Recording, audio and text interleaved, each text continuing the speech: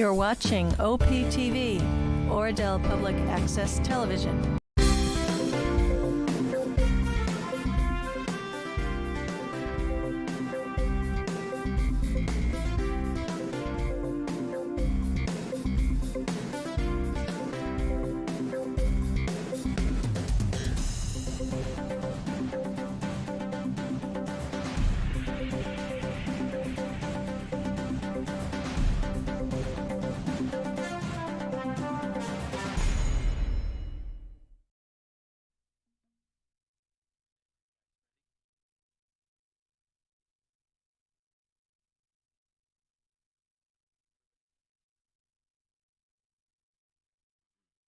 The Borough Council public meeting for Tuesday, January 30th, 2024 to order. Notice of this meeting was published in the official newspapers and prominently posted in Borough Hall and filed with the municipal clerk in accordance with the requirements of the Open Public Meetings Act. I'm going to switch 3 and 4. We'll start with Pledge of Allegiance. Councilwoman Schellenberg. I pledge allegiance to the flag of the United States of America and to the republic for which it stands, one nation, under God, indivisible, with liberty and justice for all. I'd ask that everybody remain standing for a minute to observe a moment of silence for the passing of a former DPW employee, Tony Mio, and if you'd indulge me for a moment. Tony was a very unique guy. If you met him once, you never forgot him. Tony and his family lived on Prospect Avenue, and post his retirement, his family still remained active in the borough, volunteering with our special events committee and working with the Oradell Recreation. Tony was a guy who showed his love through food and giving, often arriving at family and friends with more bread and bananas than you can consume, and other delicacies. His party trick was making his famous homemade mozzarella. He often showed up to make it fresh for any party he was invited to. I wish I knew this, I would have invited him. To many friends, he simply became known as Tony Moots as the legend continued to grow. Tony never truly retired once he left the borough. The borough was a second career for him, and he made sure to make time to tend to gardens, make wine, spend time with his children and grandchildren. He was truly a selfless, humble man who lived each day giving what he had to those he knew.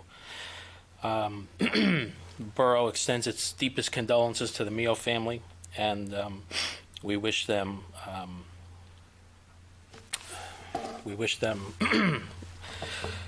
acceptance of his loss, and he will certainly be remembered and not forgotten. Thank you. Okay, Mark, we have a roll call, please. Mayor Koch. Here. Mr. Carnival. Here. Mr. Staff. Here. Mr. Tashian. Here. Mrs. Schoenberg. here. Mr. Kern. Here. Mr. Gullo. Here. Okay, next on the agenda is public hearing on Green Acres application. Going to do this presentation before public comment? Yeah, so it would probably be best if, I know, Dave, are you ready to kind of speak about the project? Sure. So that if there's any questions from the public, then... So Dave left, I think 11 by 17s and a brief cost estimate up for everybody to take a look at. This is a Green Acres project that we are proposing to submit for 2024 to the state.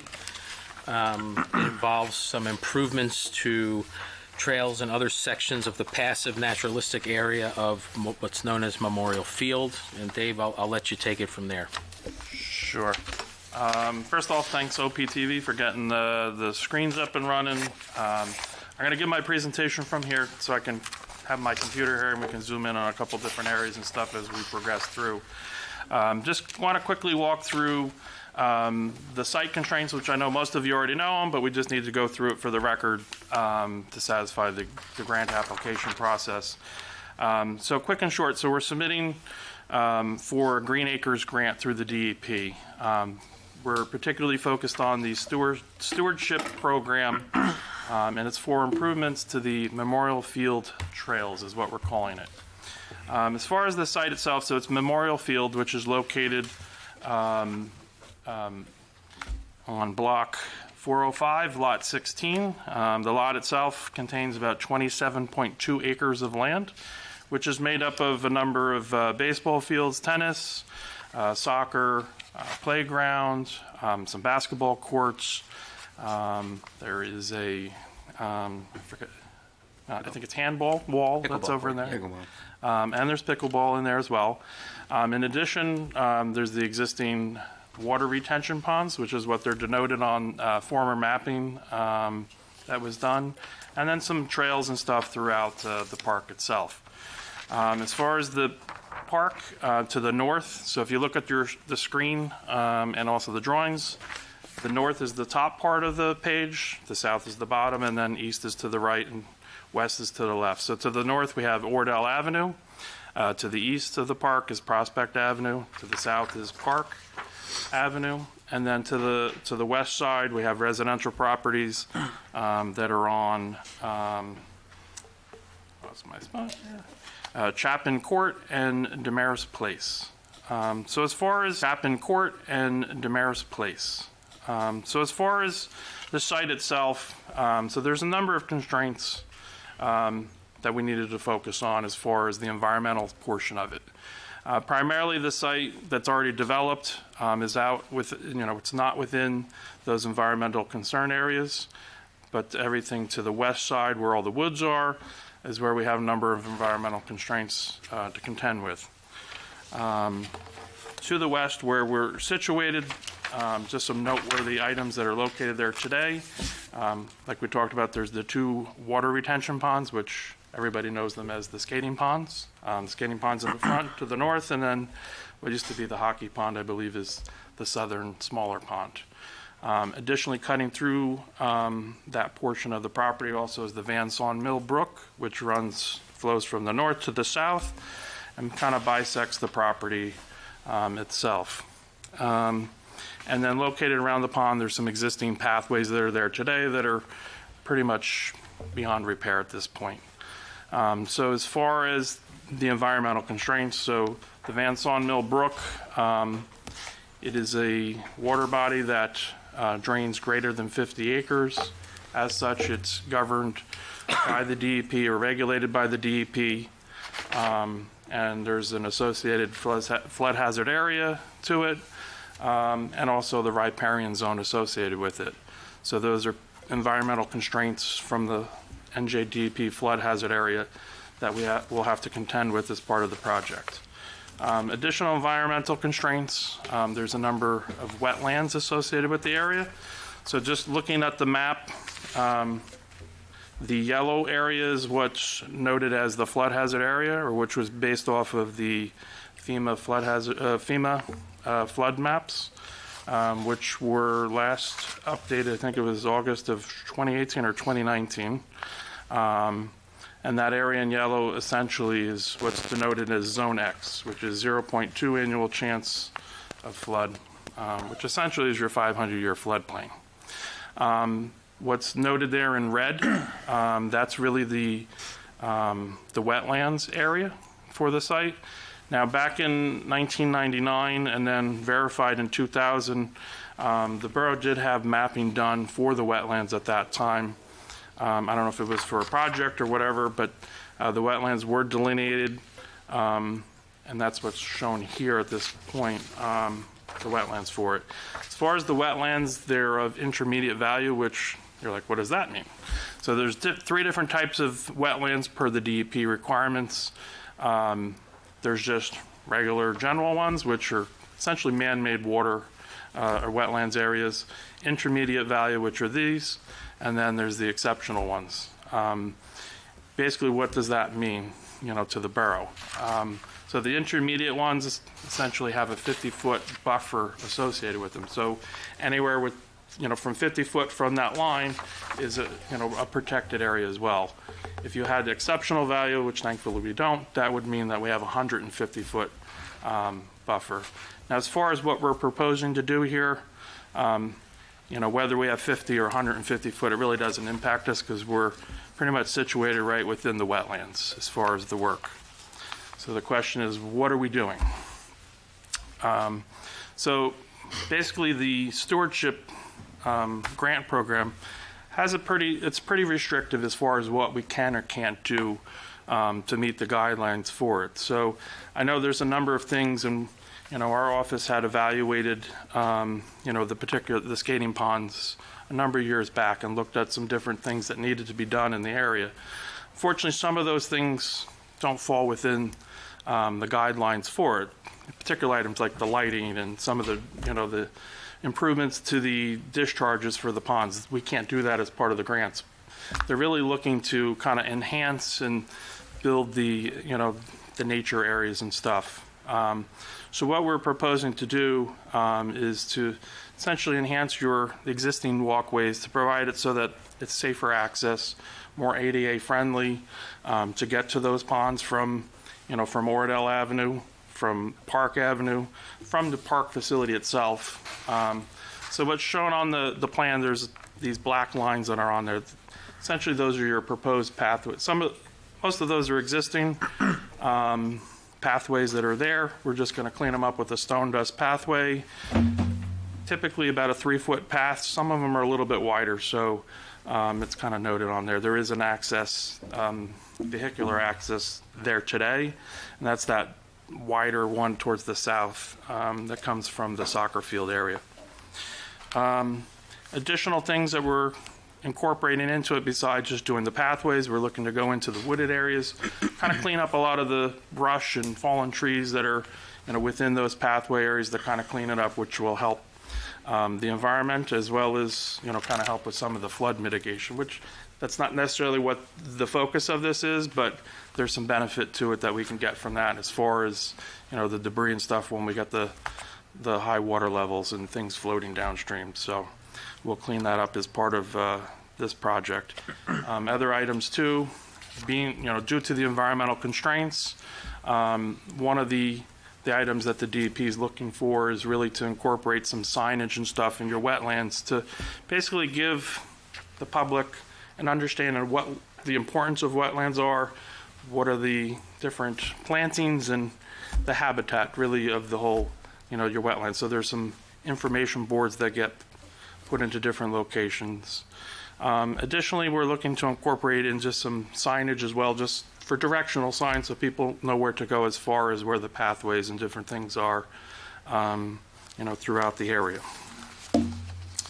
So those are the main improvements. Again, really just kind of cleaning up, making safer access to the skating pond area, just to clean it up and provide people, an avenue to walk through and enjoy really the wooded area within the park. This project's really kind of piggybacking off of the grant application that we submitted for and got funds for in Lotus Woods. Now I know these aren't necessarily connected, but it's kind of within the same corridor and kind of piggybacks off of that as well. And just to note, as far as the project itself, some permitting requirements, like I had talked about, we'll need NJDEP freshwater wetlands permits for the different elements and things that we're putting in.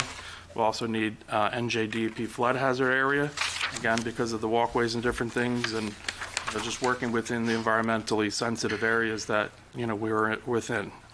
And then the last would just because of the overall disturbance area. We're looking at about just under an acre of disturbance for these pathways. So we'll be required to go to the Bergen County Soil Conservation District for that as well.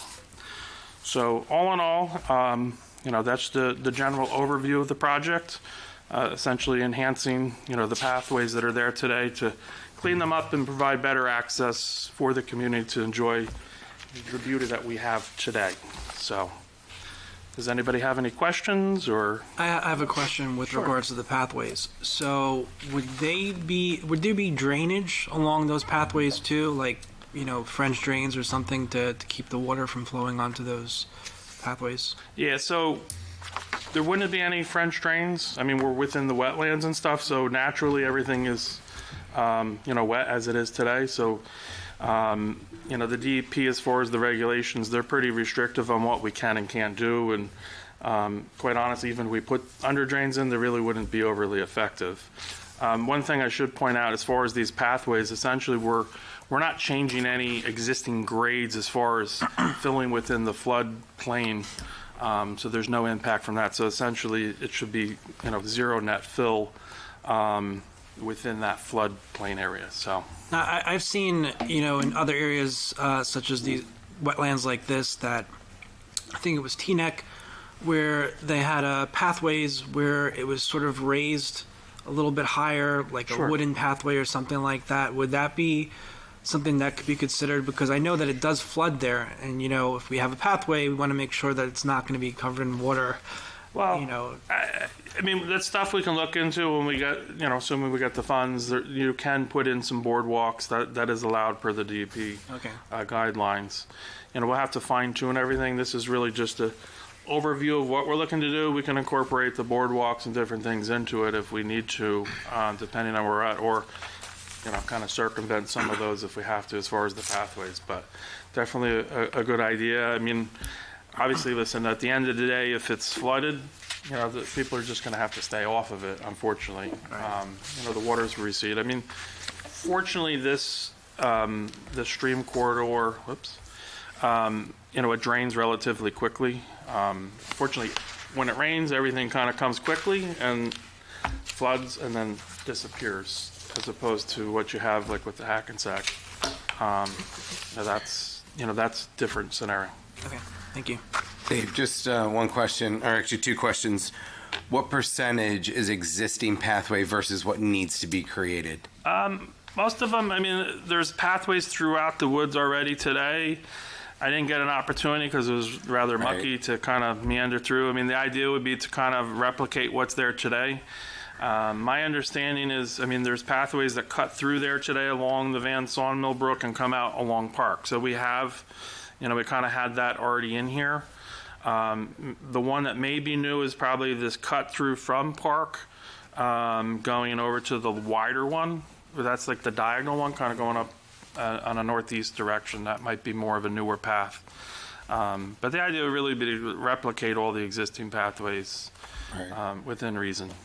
And then just describe a little bit stone dust, the durability, longevity. Is that common, I assume, for wetlands? Yeah, I mean, it's a fine aggregate. A lot of times it's used underneath like your patios and stuff. Right. Not necessarily the sand, but it's usually the stuff underneath there. Longevity of it, it's once it gets wet and dries up, it's nice and compact. It's a good solid surface to walk on. So. Thanks. Quick question with regard to the two ponds. I know we've been talking about the skating pond. Since we're having equipment brought back there, is it a good time to take care of that situation? So one of the questions I was also going to ask was this scope would help improve the access Correct. around those ponds so that people could safely get back there, which is not exactly the case right now. Correct. Okay. Yeah, but as far as like the other amenities and stuff that are there today, I know there's a bunch of bleachers and benches. That's not something that we can do as part of this grant. I don't know if that's where you're going, but I'll give you that information. So Dave, does accepting this grant prohibit us from doing those other things with our own funding? No, it's primarily by pursuing this grant, it's focused on what we're presenting and meeting the guidelines here. It doesn't mean that you can't do your picnic benches or all those different things that you're looking to do within there. It just, obviously you can't use those resources for this. What's the permit effort for DEP? Is this a permit by rule, general permit? You're going to spend a lot of time on this and soft costs are going to be higher? It's going to be an extensive avenue to go. I mean, your freshwater wetland stuff will be GPs. If we had to go an IP, just pack it in now because the cost of what we're submitting for versus the cost to get that. But generally looking, your freshwater wetland stuff, this falls within your general permits, which should be relatively straightforward process. From a flood hazard area standpoint, it's most likely an IP is what it would fall under, but the flood hazard area and the freshwater wetlands IP, where wetlands IP is taboo, the flood hazard area is not as taboo. It's a much easier process. Right. So. One of the reasons I asked that question is not to throw the acronyms around, but to have the council understand the time involved with permitting once the design of the project is done. Yep. And I know that there's a limitation on the timing of the grant in terms of how long it's good for before it expires, or we have to ask for an extension. So I would just like to understand in somewhat of a brief 30,000-foot schedule how all those things work together to make us understand, can we even accomplish the grant given the permits and other things we have to obtain? That's a fair question. So, Last question I have, sorry. In the cost estimate, does this include those soft costs, or that's on top of this? This is no, this is just straight construction costs. Okay. The DEP does not allow you to. I don't think they pay for the soft costs. Could be wrong, but. I don't know. I know they're statutorily required to respond to your application within X days, and that never happens either. So. Yes. But as far as the timetable, so I'll walk you through that, just a general overview. I mean, so we walk through that as part of the grant application. They want to know, can this project be accomplished within the 2-year timetable that they have for it? So the initial rate out of the gate thing, there's an environmental assessment that gets done. There's a report following the federal standards as far as what would need to be prepared for that. Generally speaking, that's about a 2-month process. Once they've reviewed that, they've signed off on it and said, yes, we agree, you can move forward with the project. It meets all the constraints that we have from their perspective. From then, we would then need to start doing the actual design. The first steps on that really just talking to the DEP. We would need to get the wetlands delineated so it's defined on where they actually are and what the overall, from there, then that'll give us an idea what the overall impact is, and then we would start preparing the plans and going through the permitting process. So I would envision that, that could take, 2 to 3 months just to get that developed and ready to go. Once everything's kind of packaged up and ready to be submitted to the DEP, that gets to be a rather lengthy process, unfortunately. And from what we're experiencing, they have statutory requirements as far as the timetable, and they seem to be pushing it as much as they possibly can. So just for an example, so your flood hazard area permits, from when I submit it, they have 30 days to review it and deem it complete. Similar to like your planning and zoning board applications, but for planning and zoning, we have 45 days. But for the permitting, they have 30 days to deem it complete. Once it's been deemed complete, then they have 90 days to review it. What we've been seeing, though, in the regulations, it says that they're allowed one 30-day extension for that. So what we've been seeing, and it's not always the case, but from what I've seen recently, it was basically we get to day like 80, and they're like, oh no, we don't have enough time. Hey, you guys, we're requesting a 30-day extension, put that in. Okay. And they're pretty much taking it out to day 120. Now, as far as the freshwater wetland side of things, unfortunately, the way the regulations are written, they don't have a time clock. Usually they go hand in hand, but I have a project we're working on right now. We got our flood hazard area and also waterfront development permits for it. And here we are now, another 60, 90 days later, and they still haven't issued the freshwater wetlands permits. And when you ask them, we're working on it. So I'm hoping by the time this kind of works its way through, I think they'll be caught back up on a lot of stuff. What transpired down in Trenton was that they passed new stormwater regulations in July of 2023. So they got inundated with a ton of applications because us engineers didn't want to deal with all the new stormwater regs and trying to figure it out. We didn't want to be the first candidates. So everybody kind of submitted everything at the same time. So it kind of created a huge backlog. So anyway, so that's the kind of crux of it. And then once the permits are in place, it's really, everything's kind of streamlined and moves relatively quickly from there. I mean, construction-wise, I would envision, probably 30 to 60-day construction period for the project itself. So, as far as that 2-year window, I think, it's very obtainable. It's just, obviously the unknown is going to be the permitting through the state. So. Anybody else on the council have questions? Could that directional signage be electric? It's not very You want environmentally to friendly. get electrocuted standing in the I wetlands? think it's solar. Oh, I'm We'll trying make to it get solar. the electric fixed so that we can build off of it later. Yeah, stewardship, not. Solar, maybe. I don't think Infrastructure. that's the intent, but I understand where you're going. Trying to solve the electric issue that we have there. Yes. We're going solar. Dave, just, I know you can't pinpoint the soft costs. Do you have a range based on a project or projects that you've done similar to this? I mean, listen, the design piece is the easier part. I mean, Right. generally speaking, you try to budget about 20% for your design and construction. That's general. But then you're going to have to factor in all your permitting side of things. It is a pretty substantial area for wetlands delineation, so that could be, another 15,000 or, upwards from there. And then just to prepare the permit package is probably another 10. So So 50? 60,000. not 50%, but Well, just 50,000 in the last number I was talking about were really just like dollars and cents. But the other would be about 20% of your cost there. Okay, 50 to yeah, 60,000. that's fair. Any other questions before I open it to public comment?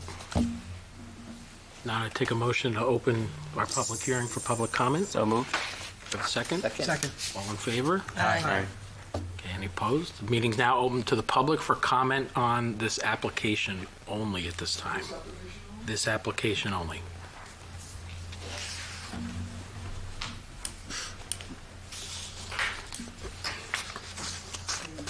Just wrote a few things down that I was thinking about. Paul Atsunis.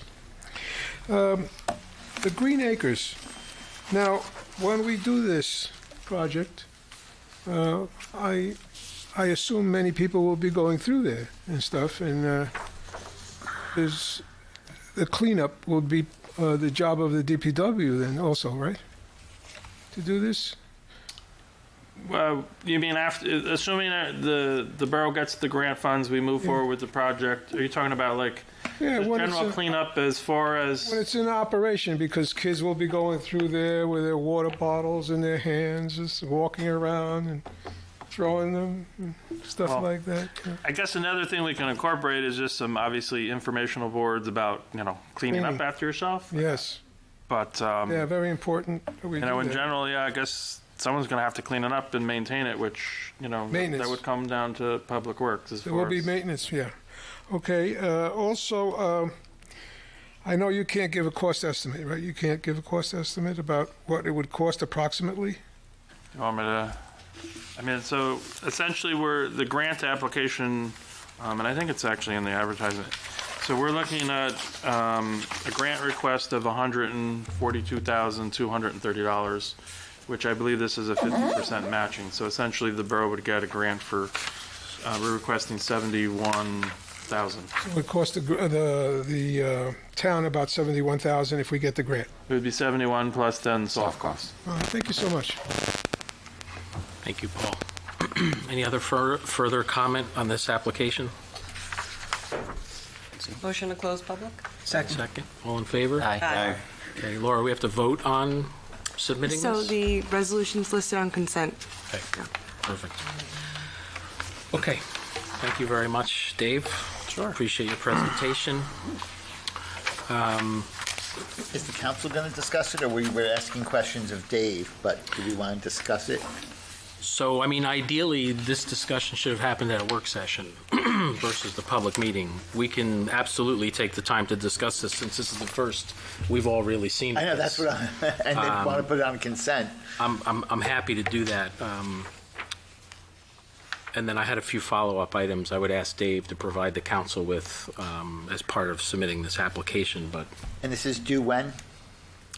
Yesterday? The February, second, I think. I have to get I wanna minutes say this. to them by tomorrow. prior to our next scheduled meeting. I have an issue with this, and mainly because we have a Lotus Woods project that's going to be coming down the road. And when that project came up, I expressed an issue of, we have a major flooding issue in those two areas. And I just don't know what the longevity of these projects can be if they continue to flood in those areas. I mean, I know it's a 500-year flood zone. We know a 500-year flood zone is now a 10-year flood zone. And the 2 way years.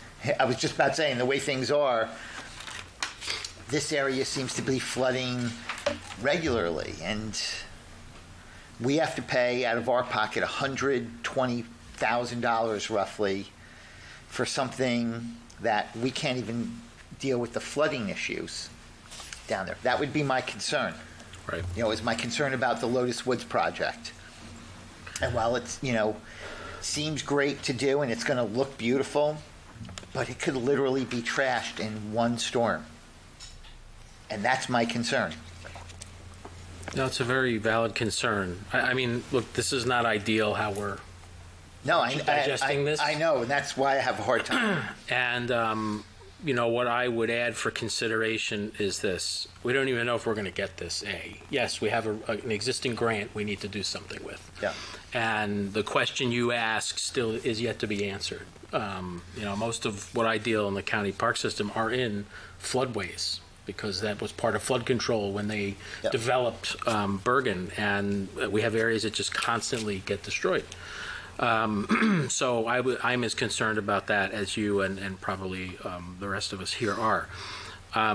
But something for consideration by the council is to perhaps submit this application if we're, in general, if nobody has a terrible objection to it, see if we get it.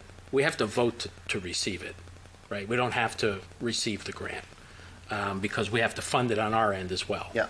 So the worst that could happen is we say, oh, we couldn't find the funding, thank you, DEP, but you can put this back in the pot and, somebody else may be able to put this to good use, or in the interim, we can work towards getting some of these questions answered, because the Lotus project, which I don't know a lot about, and this project seem to be somewhat similar in nature. Is that a fair statement? They definitely are, and my point just being is we're already going to expend $100,000+ on Lotus, and I was concerned back then that was a risk. Right. Again, for the same exact reason. The volume of water that is coming down in these areas as quickly as it's coming, and I know stone dust. I mean, I have it down at my beach house, and while it looks great and it holds your tiles together, your slate together, it does wear down in a heavy storm. And, we could be in a situation where a couple good storms and you know what? We have no paths. And that's my major concern. Yeah. Well, I think, too, this was sort of seen as a two-part project, although we can't put on the stewardship application that it's flood mitigation. Part of the push for the Lotus, not only for people to be able to enjoy the woods, but also it's the taking out of the debris, the fallen trees and stuff that's currently impacting the water flow. And so the thought was, since that flows in and goes across and under and into this area, that whatever we could do to make it A, more accessible, because people are going through there anyway right now and it's not safe, and B, that there would be some, wetlands is wetlands, to Jim's point, he deals with this all the time. This is just where parks were sited back in the day because it's the land that couldn't have a house built on it or a business district put on it, I'm inclined to go forward with it and we can talk about it. And, David said earlier to Councilman Kern's question, we could look at the boardwalks, we could look at other things if we don't feel that the stone dust is the right answer for it. I would just, there was a theory here, Dave and his team have put a lot of work into it, that we could have a benefit of some sort of flood mitigation or reduction in water flow, or better, improve water flow if we cleaned up these areas that haven't really been touched properly in 5-6 decades. Yeah, and some of the problem you run into, I know, and I think it came up during the Lotus Woods, was really just the, looking to store water and stuff. The problem is, like, the DEP provide so much restrictions, especially on the wetlands. Like, you can't start excavating them and creating these storage areas. Now, I get, like, where you're going to, if you can't put them there, then where can you store the water? It kind of leaves us in, a bit of a pickle as far as what you can or can't do. I know, but that cleanup is what worries me. If we're improving the flow of water through Lotus and through Memorial, it's almost like funneling it into a much smaller piece that's going to end up now flooding Martin, Essex, and because the amount of water. Well, the key is by cleaning that up, you are getting the water out of there quicker, which if you can get it into the channel and get it out of here quicker, that's better too. Especially, given the way that the whole water course is set up. I mean, it's really, basically once it rains, it all comes here quickly. It's not like we're not worried about like the tail end where the water is where there's gonna be a peak on it, a day later or whatever. It's really just instantaneous. So you want to get the water initially out of here as quick as we can. You don't want to kind of impound and block stuff. So the other thing, Roger, I was going to suggest is asking my colleagues at the New York, New Jersey Trail Conference for their advice on this. They do a lot of trail creation and restoration for us at Ramapo Reservation and other passive areas, and they deal with the same thing, washouts and other things. So they may have some ideas that they've already used in the creation and stabilization of trails that may help here. So I don't think we lose anything by asking for it. We still have to decide whether or not we're going to act on it if we receive the grant. Quick question, if we do pass on it, does that give us a red mark for the next grant that we apply for? I don't think so. I don't believe so. Okay. Although we didn't think so when the train station grant was not accepted, so I think it depends on whoever's helming the DEP at that point, whether it's Sean LaTourette or somebody else. Right. And the last thing I'll throw out there is if you find that we have an innovative solution that can be implemented for the benefit of the Lotus project, but we find it totally exceeds, it's not beyond us to go back to the DEP and say, hey, we want to get this done, you've approved it, we don't have enough to do it. Can we somehow combine these grants, perhaps, since they were for the exact same thing in two very similar locations? That has also been done in the past at times. So I think it just may set us up to have options. I don't ever want to not take money. Yeah. I'm just expressing my concern of the longevity of a project when we can't solve the problem, and a problem that's beyond our control. That's the key thing, is the flooding is beyond our control. And, I've always been of the belief that Lotus Woods and Memorial could be a part of the solution to the problem. And, I know Dave alluded to it, as retention, and I just worry that, we've got major issues on Midland, Woodland, Amaryllis, and then as you go further down, we have big, issues on Park all the way as it continues down. Where it peaks above ground again, all those are issues there. Right. And, we just can't solve the problem. That's my worry, is we can't solve the problem. So I almost feel like this is going to add to the problem, may help aesthetically and look really nice, but is it going to add to the problem? Well, I think, Dave had made a good point about it, is that we know the rate of water. We've all stood on top of the dam on the golf course. We've been all over the place while it's flooded. It comes in very fast, and it's got to have some place to go. If this would allow it to have a better place to go when it needs to high flow out, it won't pool up and then unload onto the latch string area and unload onto those other areas, because there will be real-time flow during the storm.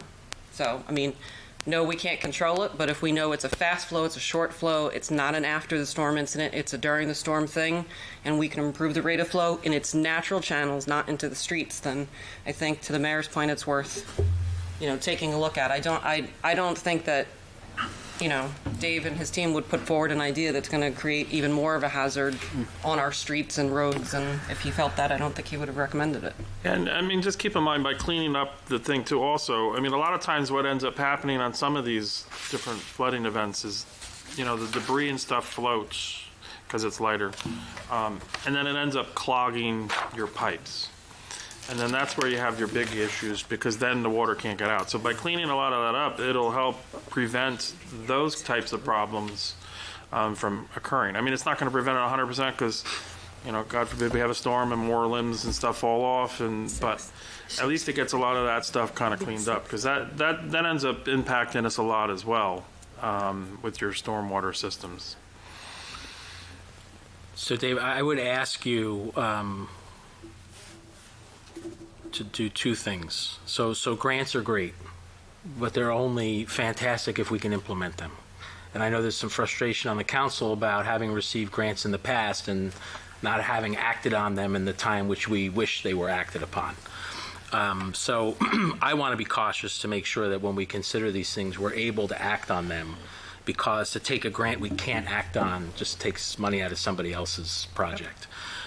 So I would ask you to, for our purposes, not for the purpose of submission, update your cost estimate to include allowances for the design costs and the permitting costs so that we understand the true project value, what can be funded under the grant and what is exempt from funding under the grant, as well as an overall very high-level project schedule about, X to complete the design, X for permitting, X for bidding and implementation, so that we can see that it's truly accomplishable within the allowable time frame of the grant. Yeah, so for this one, there is, in the final packet, there's actually a schedule. Okay.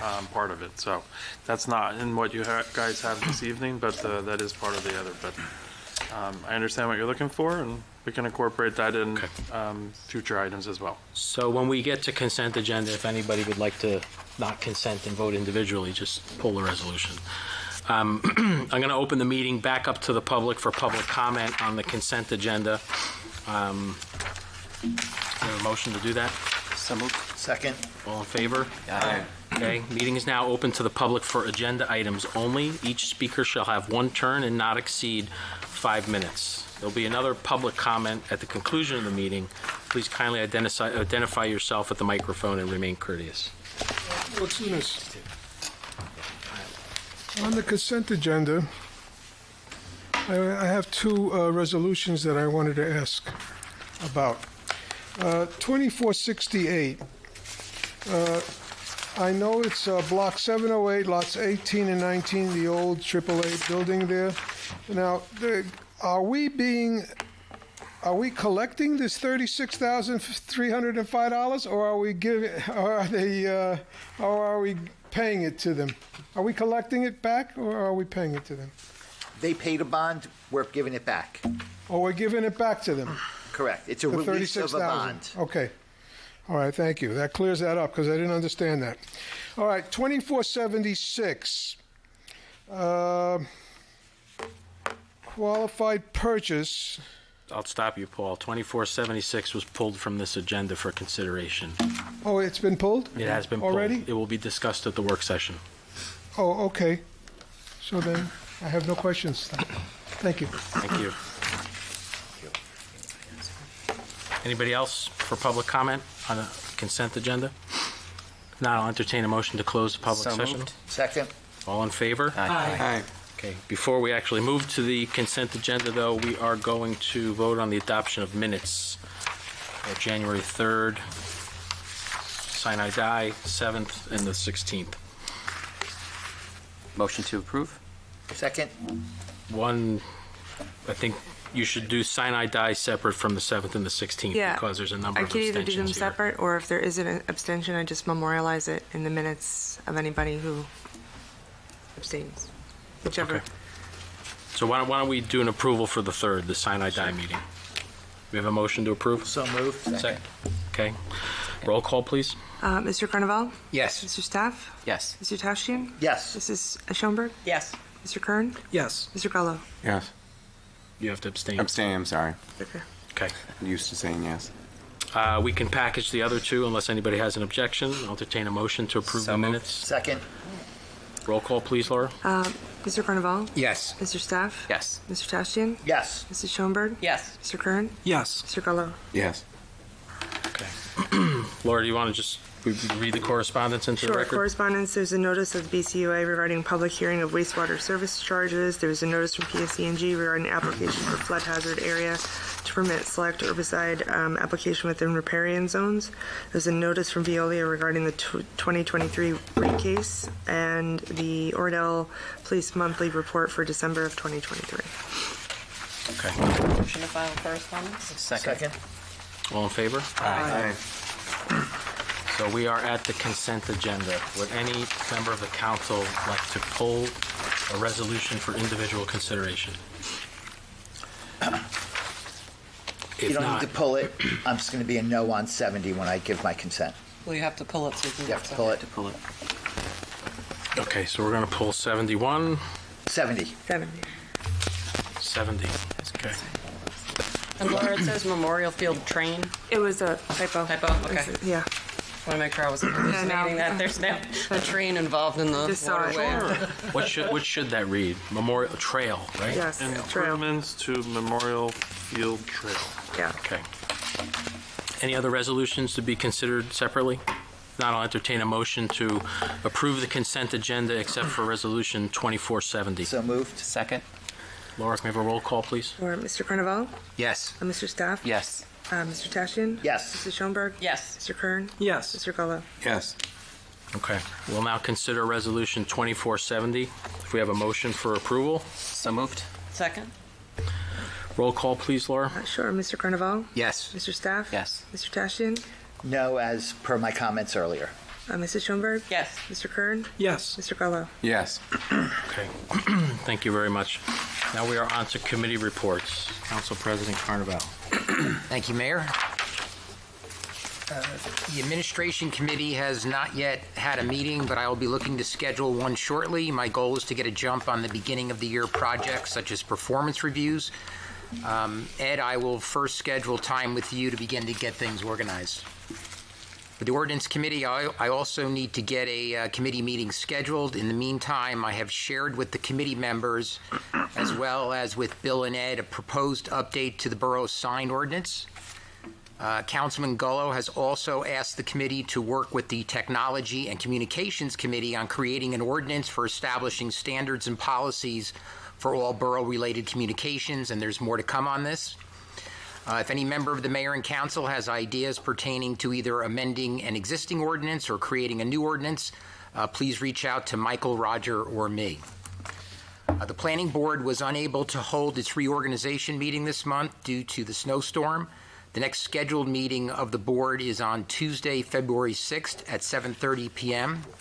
I do want to point out that there was an article in the Record on Sunday regarding our legislature considering new ways to calculate a borough's affordable housing obligation. So we will stay close to this activity down in Trenton, but it is something that we have to really pay attention to because we've got the fourth round of our affordable housing obligations coming up in 2025, but the activity will get underway in 2024. And it moved out of committee yesterday. Thank you. The zoning board did hold its reorganization meeting on January 17th. At that meeting, there was also one application presented, which has been carried over to the February meeting. The February meeting of the board will take place on Wednesday, February 21st at 7:30 p.m., and that is because Monday is President's Day. The Historical Committee met on January 22nd and discussed a number of items for what they would like to focus on for this year. And then I just want to point out some other historical related projects and items. I've been discussing with Dan and others the immediate repairs to the train station as we continue to work on obtaining grant funds for a major repair and renovation project. So Ed, we can add that to the list. Hiring an architect to complete the updated plans for the station, which is a requirement for seeking the renovation funding.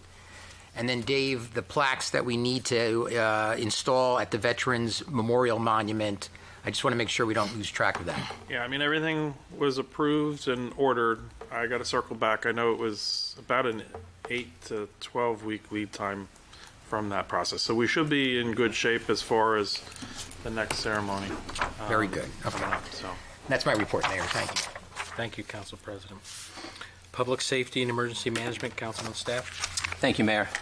I met with Chief Wicker earlier this month to assess the department's current status, and I am pleased to report the department is in very good shape. There are 2 open positions to be filled in the coming months.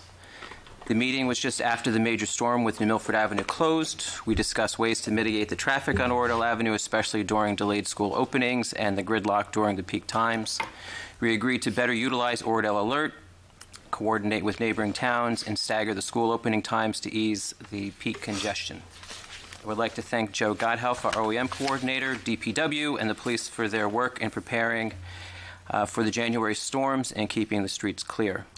The Public Safety Committee met yesterday and discussed the topics related to the respective departments, DPW's chronic flooding and relocating equipment, fire department's building needs and updates. Chief Wicker had the night patrol document non-working streetlights on Kinderkamak, as we had 2 incidents with pedestrians struck by vehicles. We discussed lighting and crosswalk signage at the Oak House was one of the sites where a pedestrian was struck and had to make this area safer. We ask all residents to obey the speed limits and to avoid distractions in town as part of our calming traffic along Kinderkamak corridor. Just today, I am pleased to confirm that the lights are back on Kinderkamak. We had over 25 light bulbs changed and replaced and repaired. So if you drive along Kinderkamak tonight, you'll see it's much brighter and hopefully safer. Thanks to the Oradell Police Department night shift, Chrissy and DPW for expediting this, and I'm sure Mayor Koth had some influence with PSE&G in getting this done as well. This concludes my report. Councilman, at the Public Safety Committee, did you discuss the items pertaining to the 2 emails that I forwarded to you? Yes, Okay. we did. Okay. Thank you. And you're going to be able to respond to those residents? I did. Thank Yep. you very much. I All appreciate set. that. Thank you. Thank you, Councilman staff. Councilman Tashin, Library. Library Committee met, at which time Sheila Sterling was elected president of the Library Board, along with other officers, Eileen Gabriel, Jim Lesserson, Ann Sullivan, and Jessica Holmes. The Library Board meets the second Wednesday of every month, and would like to extend our thanks to George Cook, who was one of our former directors, who sent in a letter and a generous donation to the library. And also want to thank all the members of the library for providing breakfast for all the volunteers and the council members that were there. It's always a good event that they do. And the next library meeting is coming up. And that's all I have. Thank you, Councilman. Board of Health, Councilwoman Schellenberg. First up, OPTV. I attended their January meeting where we discussed, for those who did not hear Mayor Cole's announcement, we are on YouTube. It's yet another way in which everyone can be engaged and follow along with the meeting, or can watch it at their leisure after that period of time. We also discussed this year we will be moving to produce shows to feature borough leaders. So I'll be reaching out to everyone as liaisons to department heads, committees, etc., sort of know your Oradell, which have been talked about in the past, but I'm excited that we're going to be able to move that forward. If you're communicating with OPTV or anybody else's committee, just a reminder to loop in or copy the liaison on it, because I had to be read into a few things at the committee meeting. That would have just been a lot easier and saved the committee time if I had been made aware in advance. For the Board of Health, their regular scheduled meeting was literally the day after reorg, and at that time I did not have everybody's contact information to see if they were able to attend. I unfortunately still don't have 2 of the Board of Health members' contact info, so if I could please get that. It's been almost a month. I've asked Melissa, and I'd like to share with them because Monday is supposed to be our February Board of Health meeting. I want to make sure that we have quorum. I want to thank the mayor for working with me to get some more appointments made, and for everyone for approving them this evening. Oradell for All. I'm very excited and have forwarded to the mayor and borough administrator a project that came before the mayor and council as it developed. It's led by resident Michael Starr, who's a member of the committee, about making our community more accessible. If you'll remember, for those of you who were here, we had a Girl Scout troop that undertook a great amount of surveying to find out where sidewalks were challenges, where someone with either a wheelchair or walking assistive devices would need help. They did a great job of mapping it. Michael got us an opportunity with the University of Washington that's doing this study. The first city they did it in was Seattle, and we are their second city. Unfortunately, it didn't move forward in the way that it should have last year, but Michael is happy to share the information. He'd like to come to the next work session to read those who are new into it, and also some of the Girl Scouts who participated can share what their findings were and what we can do as a community to be more accessible to all. I have asked for a senior representative to the committee since it's about inclusion and not just physical disabilities or neurotypical issues. It's also about making inclusion for all ages and intergenerational activities. So as part of Age Friendly, there'll be a little bit of overlap between the Senior Citizens Advisory Committee, but to have seniors input on what would make the community more accessible for them, I think is important. We have also, and thanks to the mayor for putting them on the agenda, involved recreation and also leadership from our schools so that there's input from the whole community. So I'm happy that's moving forward, and I hope to have the first meeting of that committee next month. Stigma-free is a challenge, and one of the things that I would suggest is that none of my committees had anyone reach out to them prior to reorg. Most of Stigma Free, some had already resigned, had submitted written resignations. So basically, I have 2 members on Stigma Free, but at reorg we appointed, I think, 9 total. And I had brought that to the mayor's attention, and so that makes it sort of difficult to move the football forward. So I would ask those who are interested to reach out to the mayor and to the borough clerk. I'll talk to that in my report because that was a hurdle we needed to overcome, and I've worked with Laura to do that. So I think we're on a better path moving forward. Okay. I just, I felt, I just want to apologize to those who were reappointed to the committees at reorg, and it was news to them, and that they had already moved on and did not have interest in serving. So I apologize to anyone who was on the agenda who should not have been on the agenda.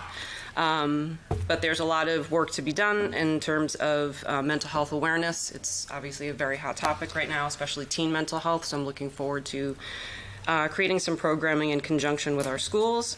For the Municipal Drug Alliance, I have been playing, as opposed to phone tag, text tag with Officer Ligori, who is our representative. But some of the things that we would like to do, or I would like to do to move forward, is to work with Alumni in Recovery and the Black Poster Project. Black Balloon Day is on March 6th, and it's a day where we remember the lives of those we've lost to the opioid epidemic. And very unfortunately, there are parents in this community that have lost their children, some recently, to overdose. So I think that in combination with Narcan training is something that I would like to bring in. And that is all I have for my report. Just a quick thing, not to forget that we do have access to Narcan in town. That was brought about last year, and one thing that we've touched on the Board of Health before the end of last year, Tracy, you might want to follow up on, is adult male support group in this town in suicide prevention. Yes. Yep. It's a big topic, and I learned about it at the end of last year, but I just want to make sure it gets reset for this year as well, because I think it's an important group. Yeah, I need to re-engage. The person who was the liaison for that has since stepped off the committee, so I'm hoping to make a new connection to that group, because that group unfortunately came about after we lost several fathers, uncles, brothers in this community to suicide, and certainly that needs to be addressed, not only for our teens, but for adults. Thank you. And I wanted to express a thank you to OPTV for getting this YouTube hurdle overcome so that we have expanded our opportunity to broadcast over another medium. Excellent work. Finance and DPW, Councilman Kern. Thank you, Mayor. Finance. So I spoke earlier this month with our CFO. We discussed preparations for this year's budget with operational and capital budget pretty much reviewed by the mayor and council concurrently. Since we last spoke, we're waiting on a couple of department heads, including DPW, police, clerk, and administration. I don't know if that changed since I last spoke. But once she's done compiling all that information, we'll be working and she's working with the auditor, our new auditor now. We'll get an idea of exactly what budget dates we're going to have for this year to review. In my opinion, I'm thinking maybe, a weekend, maybe like a Saturday, because I know, sometimes it could be a little bit, hurdlesome with regards to figuring out all the department head requests. So usually Saturdays, it does give a little bit more time to review the department requests for budgeting. Moving on, I spoke briefly. We spoke briefly in regards to insurance matters. For 2024, we're going to receive a 16% increase in the Bergen County JIF.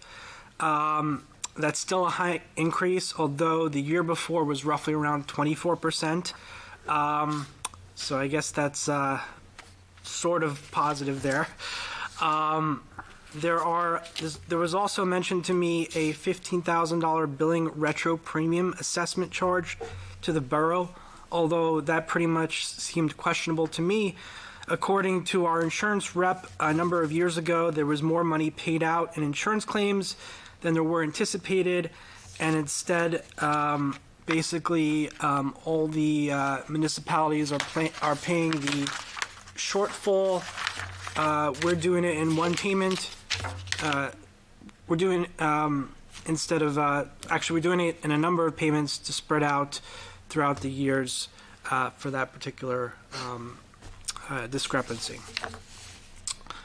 Moving on to DPW, first I'd like to defer to our engineer. I know he gave a presentation earlier, but if you have anything, Dave, to present. Just one quick update. I know there's still one open item as it relates to the road improvement program, particularly over here on Prospect and Grant. We're still waiting on the proper crosswalk signs and the flashing beacons. We're working with the contractor to get that expedited. I know he's run into some delays as far as getting the products and stuff. So we're going to continue to follow up with them and get things in order so we can get those signs and the flashing beacons in place so that the pedestrians can be a little bit safer as they cross these different roadways. So The wrong one came in, I think, right? yeah, they got this. It was supposed to be a double-sided, and they're only single-sided, and the problem is then the approaching traffic can't see when they press the button, so they're getting that corrected. So, Any idea timeline-wise? Months? They're very difficult, the contractor that we're working with, so it's like pulling teeth to get answers, but we will continue to call them. When we actually met here, I think it was like a week ago. The girl from, the people from the office from DLS, which is the contractor, basically said, the girl in your office is driving us crazy. I'm like, good. So it's good to hear that they don't like getting our emails, but we'll continue to do that and get everything moving on that. So I would hope we can get it resolved and get everything within the next 6 weeks is what I'm hoping, but Okay. we'll try to push it quicker. Thank you. Thank you, Dave. Sure. So to continue, first I'd like to thank our Superintendent Dan and the DPW crew for their work this month. Certainly this January was one of the most high precipitation months in a long time, both snowstorms, rainstorms, flooding. I certainly would like to thank them for clearing out all our roads, clearing out and our DPW recycling center before it flooded earlier this month. From what I've heard, many residents have also thanked the DPW for their hard work during the storms. And I also especially would like to thank Dan for his assistance in a matter of helping out River Edge Fire Department and assisting them in regards to a marine unit during a snowstorm that they needed towing assistance with. It's great work to see that our towns can communicate and help each other, especially in a time of need and emergency like the weather we had recently. There was also some, with the flooding, in respect to the flooding, there was some damage to the train station on Wednesday, January 10th, but I believe there is already an insurance claim out there placed with the JIF in regards to that. And I did want to give a small report with regards to Antonio Mayo Sr. The mayor really did it justice with what he said earlier, but I would also like to mention that I was at the wake and conveyed my condolences on behalf of DPW. Certainly there were a high number of attendees, and it's certainly shown how much Antonio was part of our community, pillar of our community. The DPW committee met January 22nd, and going forward, we'll continue to meet every third Monday of this month, except for next month because of the holiday that is on Monday, President's Day. The DPW currently used a lot of salt this past month with regards to the snowstorms, and we ordered about 200 ton to maintain our reserves. And with regards to evacuating departments and street salting, we had a clocked in about 365 hours of OT within this past month. We discussed moving forward with the recycling center program with Ridgewood. That is the styrofoam recycling plan, and we hope to get that back on track. And we're also looking to keep the recycling center open in regards to Saturdays. We discussed and came to a conclusion that we'll just keep it at 3 hours, 3-hour time slot on Saturdays. Let's see. I also emailed the administrator earlier this month asking that we go out for a bid for trash collection again. I believe we're up with regards to that our contract, and we're only looking to change a couple of requests from our prior contract, which is to pick up on holidays except for Christmas, and vegetation pickup to start later in the year. This will especially help with recent weather changes that happen later and later in the season every single year. Hey, John? Yeah. Didn't we just recently approve exercising the final option in their contract for 2024? Yes. So you want to bid for after 2024? Correct, yes. Okay.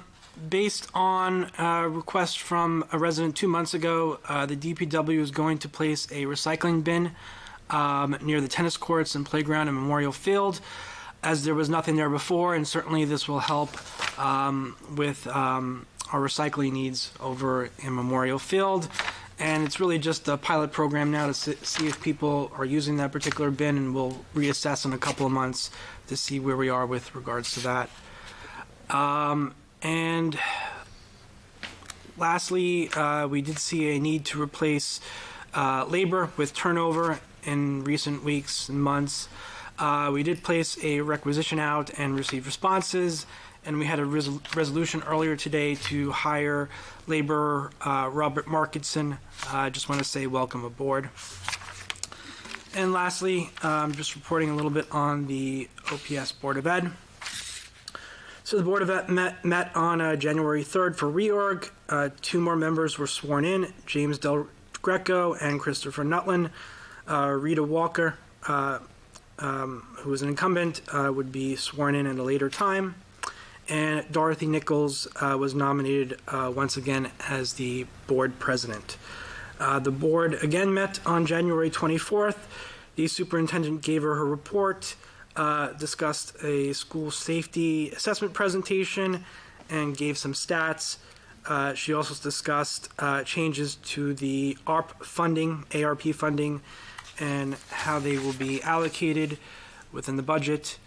And lastly, the administrator gave his report and stated that the school budget audit is complete, and the auditor would be there to present, looks like the next meeting, February 7th.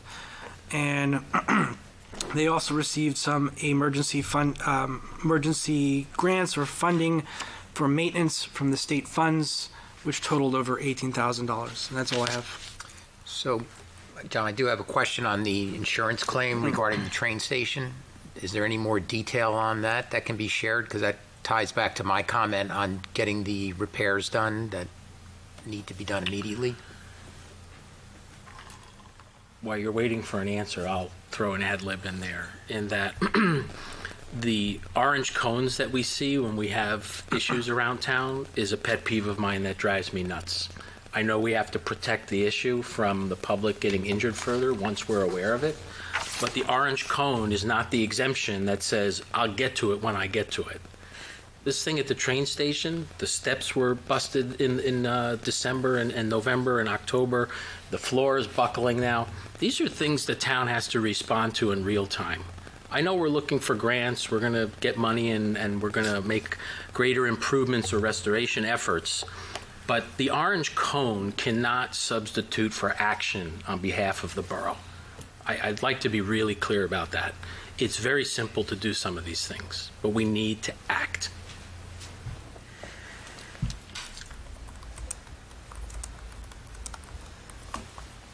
So perhaps at the next work session, we can get an update on that insurance claim. Yeah. Thank you. John, I'd like to talk a little bit more about the budget under new business in terms of dates and how we're going to do that. But I just wanted to let you know that I did task the borough engineer with one large priority, which is to effectuate the final repair of this major sewer main along Marginal Road that we patched a few years back. That is not something we can afford to allow to disintegrate again. The pipe's probably 125 years old, and we need to get to that. So I've asked him to make that a priority and to get pricing on that. And I know he's working with the administrator and Sanzari, I believe, to get a number. All right. Thank you. Technology and Communications, Councilman Gullo. Thank you, Mayor. The first meeting for the Technology Communications Committee will be held next Wednesday, February 7th, here in Borough Hall. This year, I look forward to accomplishing a few things with the committee. The first is a general audit of the borough's IT ecosystem and infrastructure, which includes the replacement of the borough's current server and the potential of moving to the cloud. Evaluation of the borough's software license agreements and the opportunity to migrate to SharePoint. Review of the borough's existing IT service provider and compliance with cybersecurity requirements for the borough's business insurance. In addition, I plan to lead the efforts in drafting and implementing a social media and digital communications policy for the borough. The primary purpose of this is for the borough to proactively communicate to residents and the general public in one voice. Mayor Koth already gave us a head start when the borough's official YouTube channel was established to broadcast our January 7th reorg meeting. I think the last time I checked earlier today, we were up to 556 views. So certainly a more effective way to reach the people, if you will. Certainly we'll continue to utilize the borough's Facebook account and other social channels with tighter controls and a formal content strategy that, again, ensures the one voice for Borough Hall. The last component of this new policy that the committee is going to work on will be the creation, potentially, of an electronic newsletter where residents can opt in, similar to the Oradell alerts. The goal of the newsletter is simple: to share timely, important borough information, such as garbage, recycling, collection dates, tax collection reminders, special events, and even the renewal of your dog's license. That's my report, Mayor. Thank you. Thank you very much. So we're at the mayor's report, I guess last but not least, huh? I just have a few things I want to cover. Resolutions and appointments. I think the process has really changed from year to year depending upon how folks wanted it to run. I'm trying to get the process more formalized and cleaned up. So the example Councilwoman Schoenberg gave, where we had all these people on a committee that hadn't been communicated with, the chairs were sent emails probably a month before asking for who does and who doesn't want to continue serving. But I think we could have had a better sort of dossier of information for each individual to be able to contact them and speak with them directly, because it's not a rubber stamp. We want people who are engaged and interested and have the experience and skills to help the borough.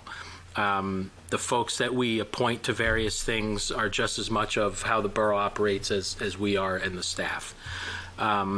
Resolutions, I'm going to send a note out to all of you basically setting the tone for having an agenda meeting the week prior to the council meeting, so that most likely on a Thursday per se, because the packets need to go out timely on Friday, and this is part of being transparent and responding to everybody's request that they have ample time to review the information and ask questions. Most likely the administrator, the clerk, myself, and perhaps the council president would meet when available on the Thursday prior to review the agenda, set the agenda, and be able to enable the staff to get those packets out the next day. I asked not for it to be put on, but when I saw it on, I pulled 2476 because it was a last-minute addition. We did not have the requisite information by the time packets went out on Friday, and I instructed that we wait till the work session. So it did get on the agendas and a slight oversight, and I had it pulled so that we can discuss it at the work session. I'm not going to sit here and cram the things down people's throats and ask for them to make decisions on the spot. So we need to have ample time to discuss those things. So I'm hoping that will work much better for us all, and we'll know what those milestones are to get the information to who it needs to get to. I'm going to ask Councilman Carnival and the Ordinance Committee to talk with me about something that will eventually come back to the entire council, but it's really looking at any necessary updates, additions, or removals from the administrative code for the Borough of Oradell. I think some of the things that we're talking about developing, like a social media policy, could be something that's codified in the administrative code. I don't know that it needs to be an ordinance, but it's certainly a policy and procedure. We don't want to legislate this, but we want to give direction on how this is supposed to work for everybody's benefit. So I think that it's been a little while, and I know the council tried to take a look at that last year, and I think we can refresh that effort and see where we need to go.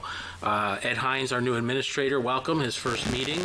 He started on the 22nd at a meeting with all of our department heads that day, and I think that the staff is really happy he's here and is receiving him well. He's on a listening tour, going around, learning about the town, talking to folks about what their needs are, what their challenges are, how he can help them with the tools they need to do their jobs.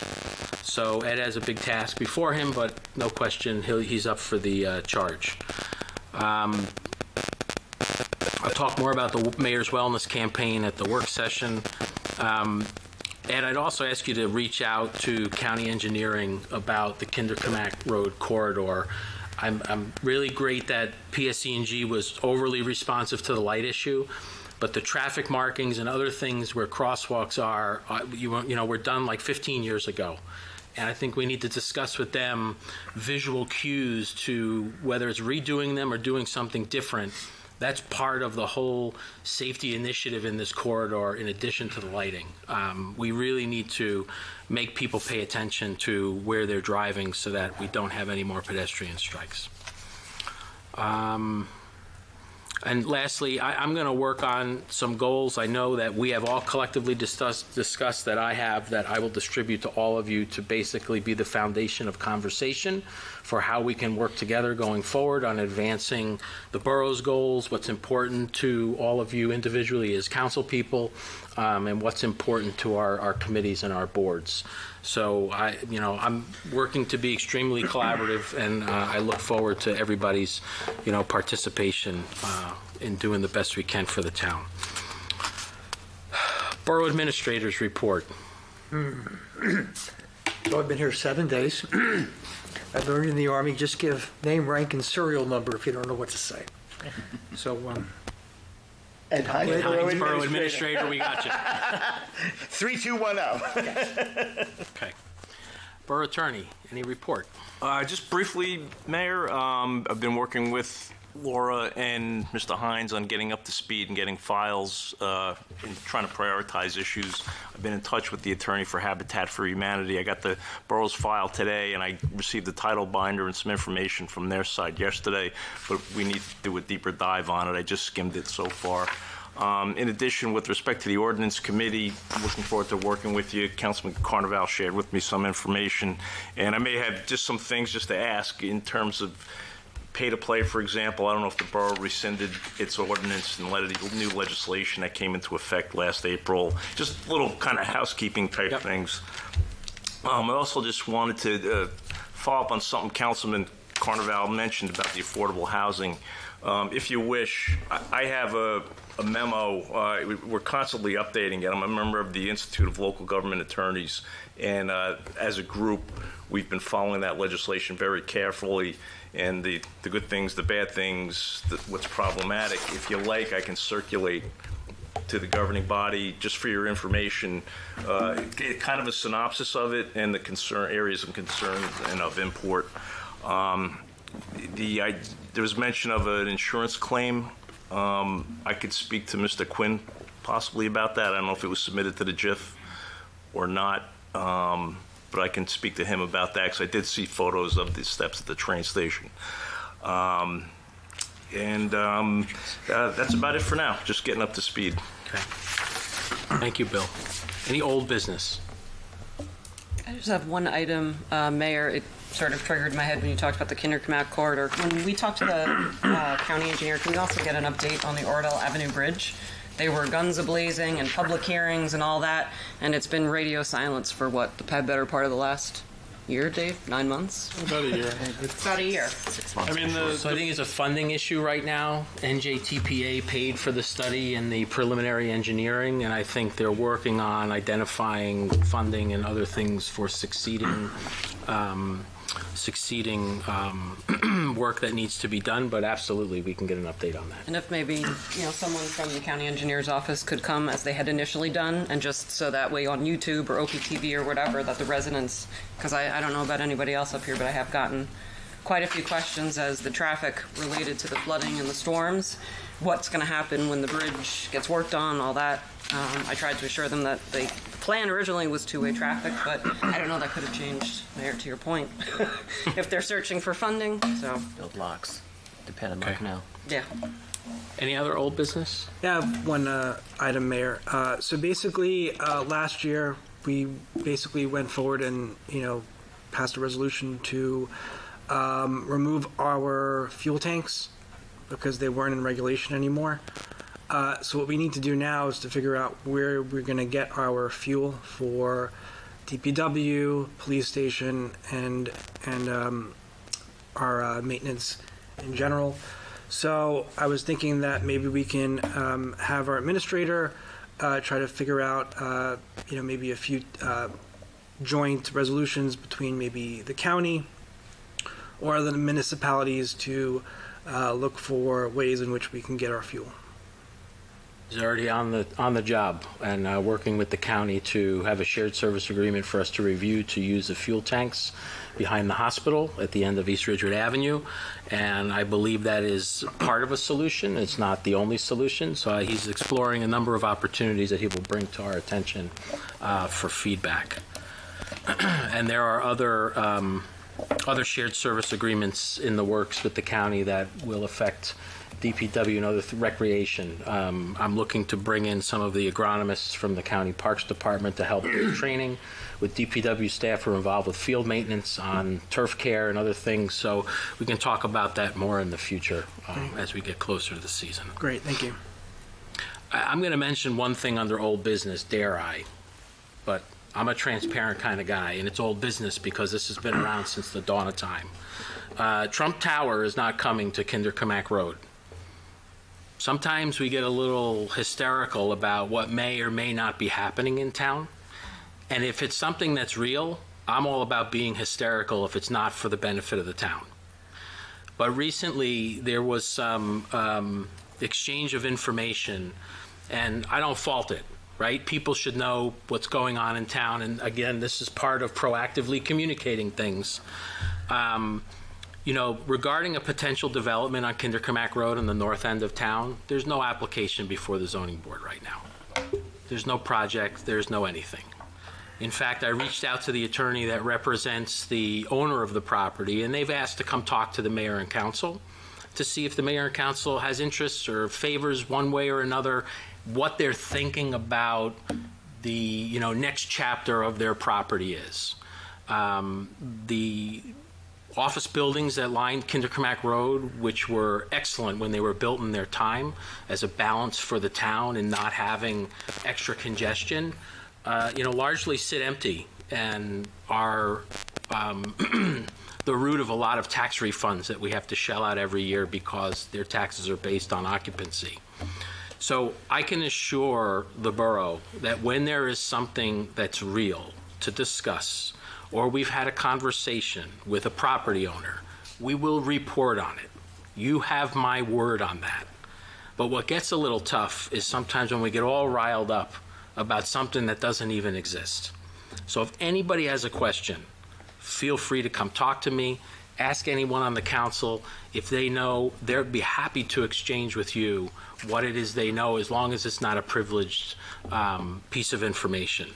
But I can tell you this council is going to be transparent, right? Nobody wants to ruin what we have here in Oradell, but we also have to think about what the future brings for us. And we can do that while respecting what we know Oradell is and what we want it to be. So that's all I'm going to say under old business, but I just wanted to be upfront and out there about the potential of change in town. It's not real yet. You can rest assured that when there's something to discuss, we'll certainly brief the public to the extent that we can. Any other old business? Then new business, Laura, we have a foundation request? Yeah, I actually have two things. Another thing was added yesterday. They don't need resolutions. It's just consensus of council. One is your OK Foundation request for the annual 5K and fun run event. They do it every year in partnership with the fire department. This is just identifying the date. And the second is another annual event that the Environmental Committee hosts, a Super Bowl nature walk around the reservoir on Super Bowl Sunday, which is February 11th this year from 1 to 3. A flyer, once if approved by the council tonight, will go on the website, and I believe there's some forms we just sign each year to send over to them. So. Okay. How does the council feel about the request? 2 thumbs up to both. No issues. No issues. It's good. Okay.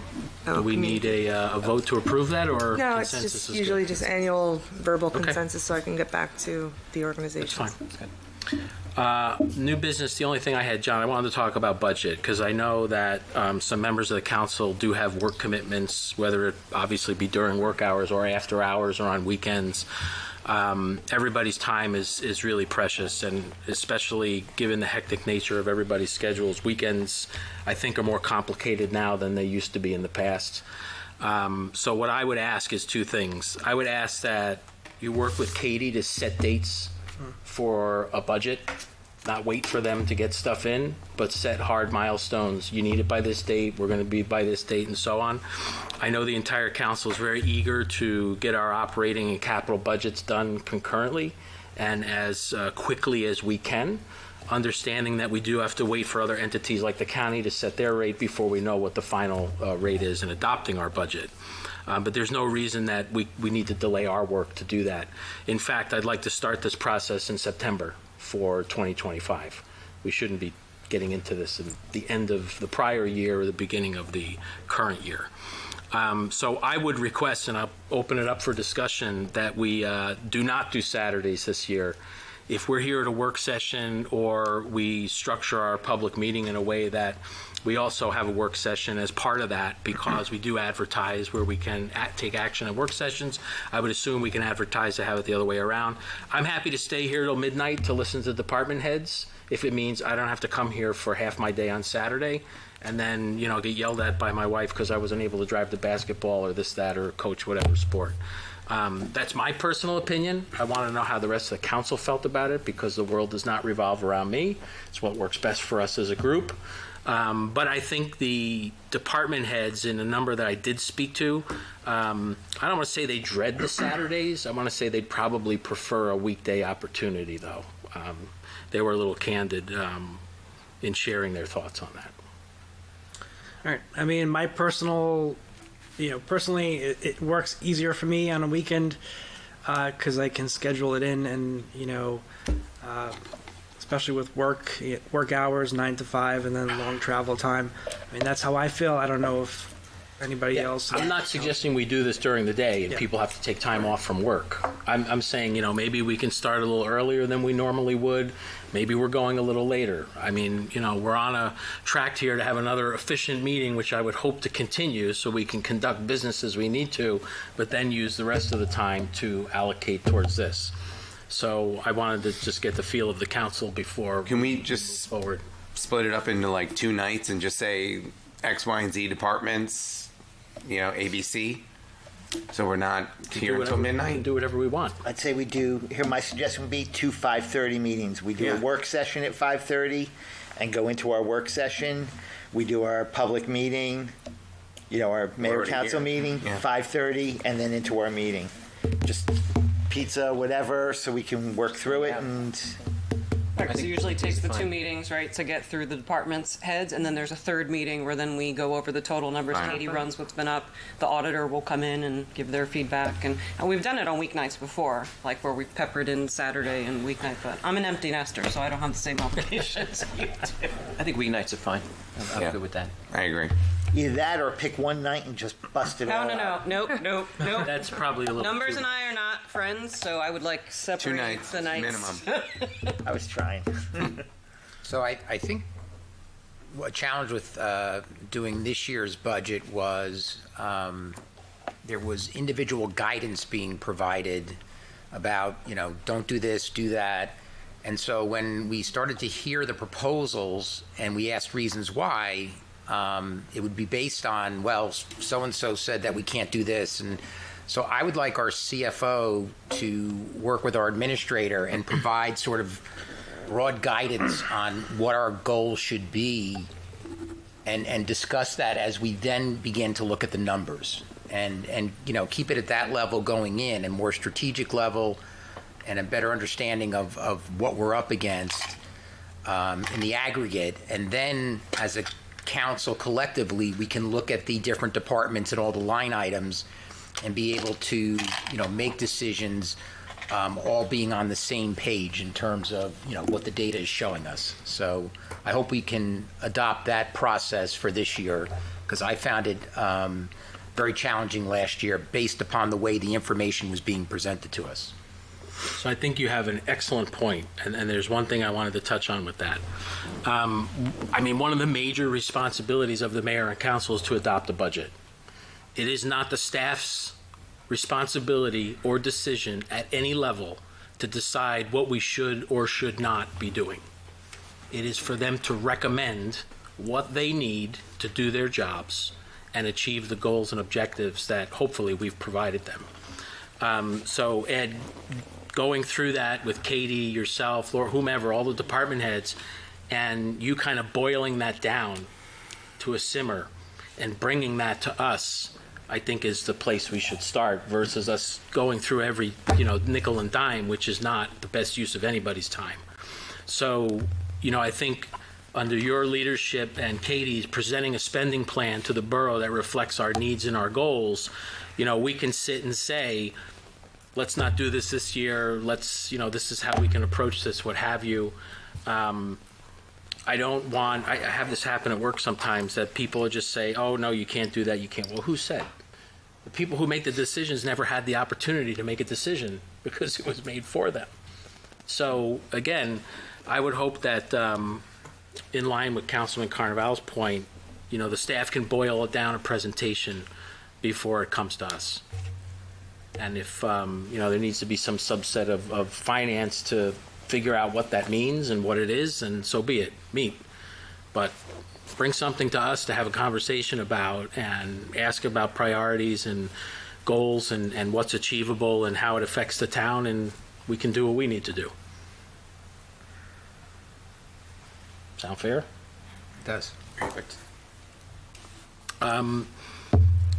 Unless anybody else has new business, before I open it up to public comment, I do want to thank the council in welcoming Ed with open arms. I know that in the past, the council may have taken on more individual responsibility with the various departments they were liaisons for, but I asked everybody to embrace Ed in this role and really make him your problem solver and go through him for what needs to be done, so the staff can have one voice really pushing what the goals, objectives, and concerns of the council are. I think the staff is responding favorably to that, and I think we as a council are getting used to that, and I think it's really starting to work well. So I wanted to thank everybody for embracing that and continuing to move in that direction. And I just wanted to say, as former longtime admin chair, I'm very happy for my friend Councilman Carnival that is the model that we're using moving forward, that the workflow and responsibilities are back where they should be. So you're very welcome to be here. I am very happy to see you. If nobody else has new business, One housekeeping item. Yes, sir. The turn off cell phone sign came up several times. I think Don't forget, this meeting's not only for the people that are here at Town Hall, but it's also for the people who watch it on OPTV. If we do have our cell phones up on the dais, it does make it difficult sometimes to hear the comments. So I think we should be consistent, and everybody should turn off their cell phones during the meetings, unless there's a very good reason why that can't be done. It's a good point, but I one-up you and challenge OPTV to figure out how to have technology that doesn't make this an issue. I mean, for us to turn our cell phones off, who knows what emergency happens whenever, and somebody's got to get in touch with you. I don't think that's entirely reasonable, but I understand and I know it is an issue. So while we're currently experiencing it, yes, we should do our best to comply with that. But I would ask OPTV to, especially since we're approaching budget season, take a look at, what may be out there to help them. Agree. If there is technology out there that can do that. And I'm happy to bring it to them for the February meeting. Okay. For sure. Thank you. Mayor, I just had two things. You may have seen some of the flyers going up, and Laura, I don't know if it's on the website yet, but it's the annual Troop 36 fish fry. You can either get it to eat there, or you can get it as takeout. It's an exceptional way to support the scouts who do tremendous work and projects in our community throughout the year. So I believe it's March 2nd, and hopefully maybe by tomorrow we'll have the flyer up. I saw it actually posted on the bulletin board. And I just wanted to thank the mayor and the council president. Sometimes when you're first getting started as a group that's trying to work collaboratively, communication can be a challenge. And I had some concerns and issues and brought them to both.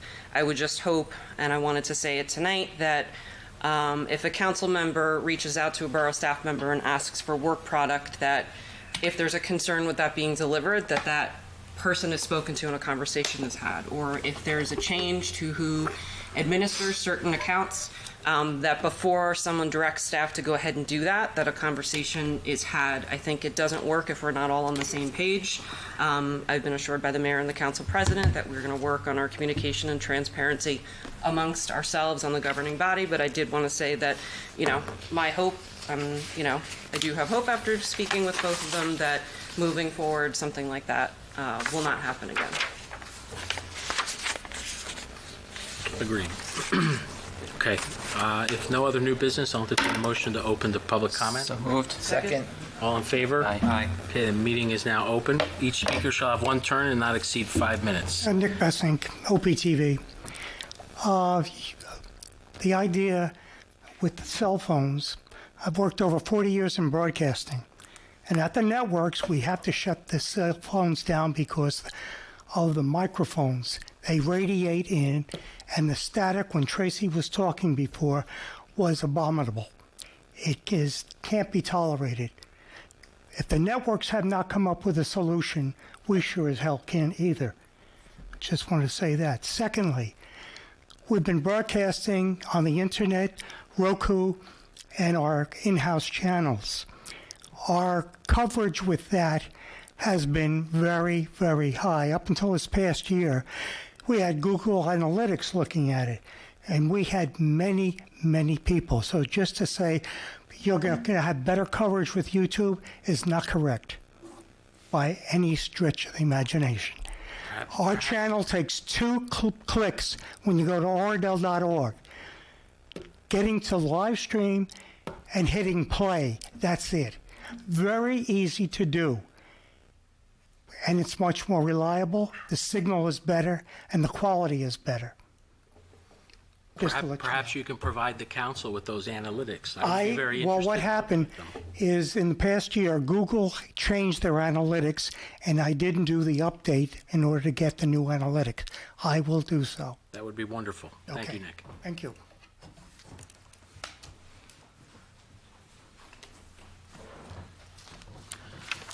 Good evening. Eileen Jones, Oradell resident. I came with one thing tonight to talk about, but now I have more because of what was discussed here and I was listening. Orange cones. There is an orange cone next to my driveway, and it's there because the electrical box that maintains one of the red flashing lights doesn't work right. It's either because of the wire going under the driveway or somewhere. So someone from the electrical company or PSENG came and made a pole higher next to my driveway and then did a line across my driveway and down to the metal electrical box. The metal electrical box, after he worked on it, the door had fallen off the front and was laying in the shared property. So I picked it up and leaned it against the box, and then I went to the DPW and I talked to Dan, and he said that they're working on what they should do, whether to do a solar system light or something else. And I said the door's on the ground, and he said he would fix it, but I went and I pushed it up against the box and tied a rope around it, so it's leaning against the box, but there's still this open space. And I believe he said something to me about, I'm not 100% sure, but that I shouldn't have touched it because it could be electrical. And the PSENG people, when they left, there's something metal on the ground that they put 2 cones in front of, so no one, I think, would trip on it. When the sidewalks were being done, those cones kept being taken by the people who were putting in the sidewalks, and I kept trying to get them and bring them back. And currently there's just one there. And someone had told me there was a rash of stealing of these cones as well, but the cone there is still there. But it's been this way since, I think, last August. So I don't know when that will be resolved by the DPW. The second thing was, I think Paul brought up a good thing about the, if we put in this walking park in the woods area, how much debris and branches actually does fall and would have to be picked up by someone, because I know my town oak tree out front I'm always out there picking stuff up with the sidewalk because I don't want to be sued by someone tripping on it. Plus, I don't want it all over my lawn. So that's another cost factor. And can someone in the park then, because we would be opening it as a walking park, if it's not maintained and someone does trip, can they sue the town? Also, if a town tree falls down on your property and damages your home or your property, who pays for that? Is it the residents as homeowners, or does the town pay for the damage for I mean, if my town tree fell on my home, I'm out of my home. I don't know where I would go. But who pays for that? Who's responsible? You want to address that, Bill? Yeah, I'll have to take a look at the ordinance, because many towns, if the tree's in the right-of-way, it's still the responsibility of the property owner to maintain it, but I can take a look at the ordinance. I'm not sure how that I don't want it. I don't want it. It's another worry. So we will get you a better answer, Eileen, to that question. I know if my tree fell on my neighbor's house, they would go through their homeowners, and their homeowners would come after mine. I don't know that's the way it works with regard to municipal property. I know there is some indemnification clause in the law, as long as, we didn't know about it. If there's an act of nature, it's not something we can really be held responsible for. It's getting very big. Okay. We'll get you a better answer. Did you have something to add, Dave? You look ready. I hate trees. I mean, I like trees, but I hate them just from the standpoint of when they fall. It's just a big issue. I have the same issue at my own house. Neighbor neglected his tree, fell on my fence, and he told me to go fly a kite. You're not going to limit me to 5 minutes now, right? No. Thank you. Okay, this is my main reason. And as many of you have seen me and heard me up here before about my driveway. On July 14th, a car was driven down Oradell Ave, crossed over Grant, and caused damage to my home and surrounding property. The driver said he didn't know what happened. It was concluded that he had fallen asleep. The River Edge chief of police was right there at the time, pulled in the driveway. It was 5:30 in the morning. It was light outside at that time because it was July 14th. You could see the driveway, you could see houses, you could see trees. I looked out, I jumped out of bed. I'm right there. I looked down. I saw the car very clearly pushed up to my house. In August, I forwarded the information to Steve Carnevale, and he advised me that it could be a while before it could be addressed because they're working on the sidewalks on Oradell Ave. And then I came to a November planning meeting because I thought planning would be involved, because what I was looking for is, and I know I brought this up in the past because several times there have been incidents of cars. One was alcohol. No, 2 could have been alcohol. 3 were people saying they fell asleep. 1 was a young man who said the sun was in his eyes, but I believe he was texting his girlfriend on the phone, who he had told me he was texting prior and trying to wake up because they were leaving early in the morning for a trip, and he knew the roads. So, and he came speeding down the driveway. So if you know the roads, the sun, you don't go fast, and you're going to see all those flashing lights. And then there were 2 traffic accidents on Grant where they came up on the shared lawn, not further, and caused damage to a traffic sign and something else. The ground near the telephone pole, which I fixed the ground there. Okay, so on November 6th, I came to the planning board meeting because I was thinking if ballards, like in front of Trader Joe's, if ballards could be put in the shared property north of my driveway, because I had 2 trees taken down there and the traffic sign had been hit there, then that could alleviate that problem. But I know that's not fixing my driveway problem. But I thought, if the town puts in ballards, I'll contact the ballard people and I will pay out of my pocket for them to put them further down in my driveway to protect my home. Right now, I don't know if anyone's noticed these big wooden barrels that I have along both sides of my driveway to try to protect my house, and if by chance somebody was parked in the nook of my driveway. I don't even want anyone to park in my driveway because I don't want them to get hit, and I always put my car in my garage because I can't take the chance. I'd be out thousands of dollars if my car was hit because I hang on to them as long as I can. And but tonight when I came, I was told at the planning meeting I was at the wrong place. I have to come to the mayor and council meeting. And I knew Steve had the information, and he had spoken with David at that November meeting and got us together talking up here after the meeting. And David said he would look into it. And I hadn't heard anything, and I sent out an email to Steve just like maybe Friday, and then a call to Dave Friday. And so when I came tonight, I wanted to know if they knew anything. So I talked to David, and he said that it's my recollection of what he just told me, that ballards cannot be put in because they're stationary, which I feel, given this instance, if somebody really had to dig up that road, couldn't they just dig the ballards out too if there was some big project going on in front of my house? And then I didn't mention to David, but when I looked up online ballards, they said something about temporary ballards, but I don't know how sturdy the temporary ballards are, but I thought they did go in the ground somehow, either screwed or something. And the other thing I mentioned was, New Milford, right by that baseball field on Grant Ave, heading south, has, which I don't like, but it's that log-like structure on the corner. It's 2 big logs stuck in and then logs between. And David pointed out that that's different than a ballard because a ballard is permanent and this is not so permanent. But something has to be done.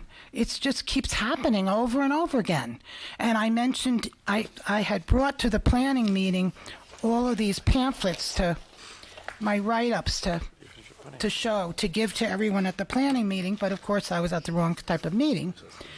And I had attached pictures of the ballards. They're not ugly.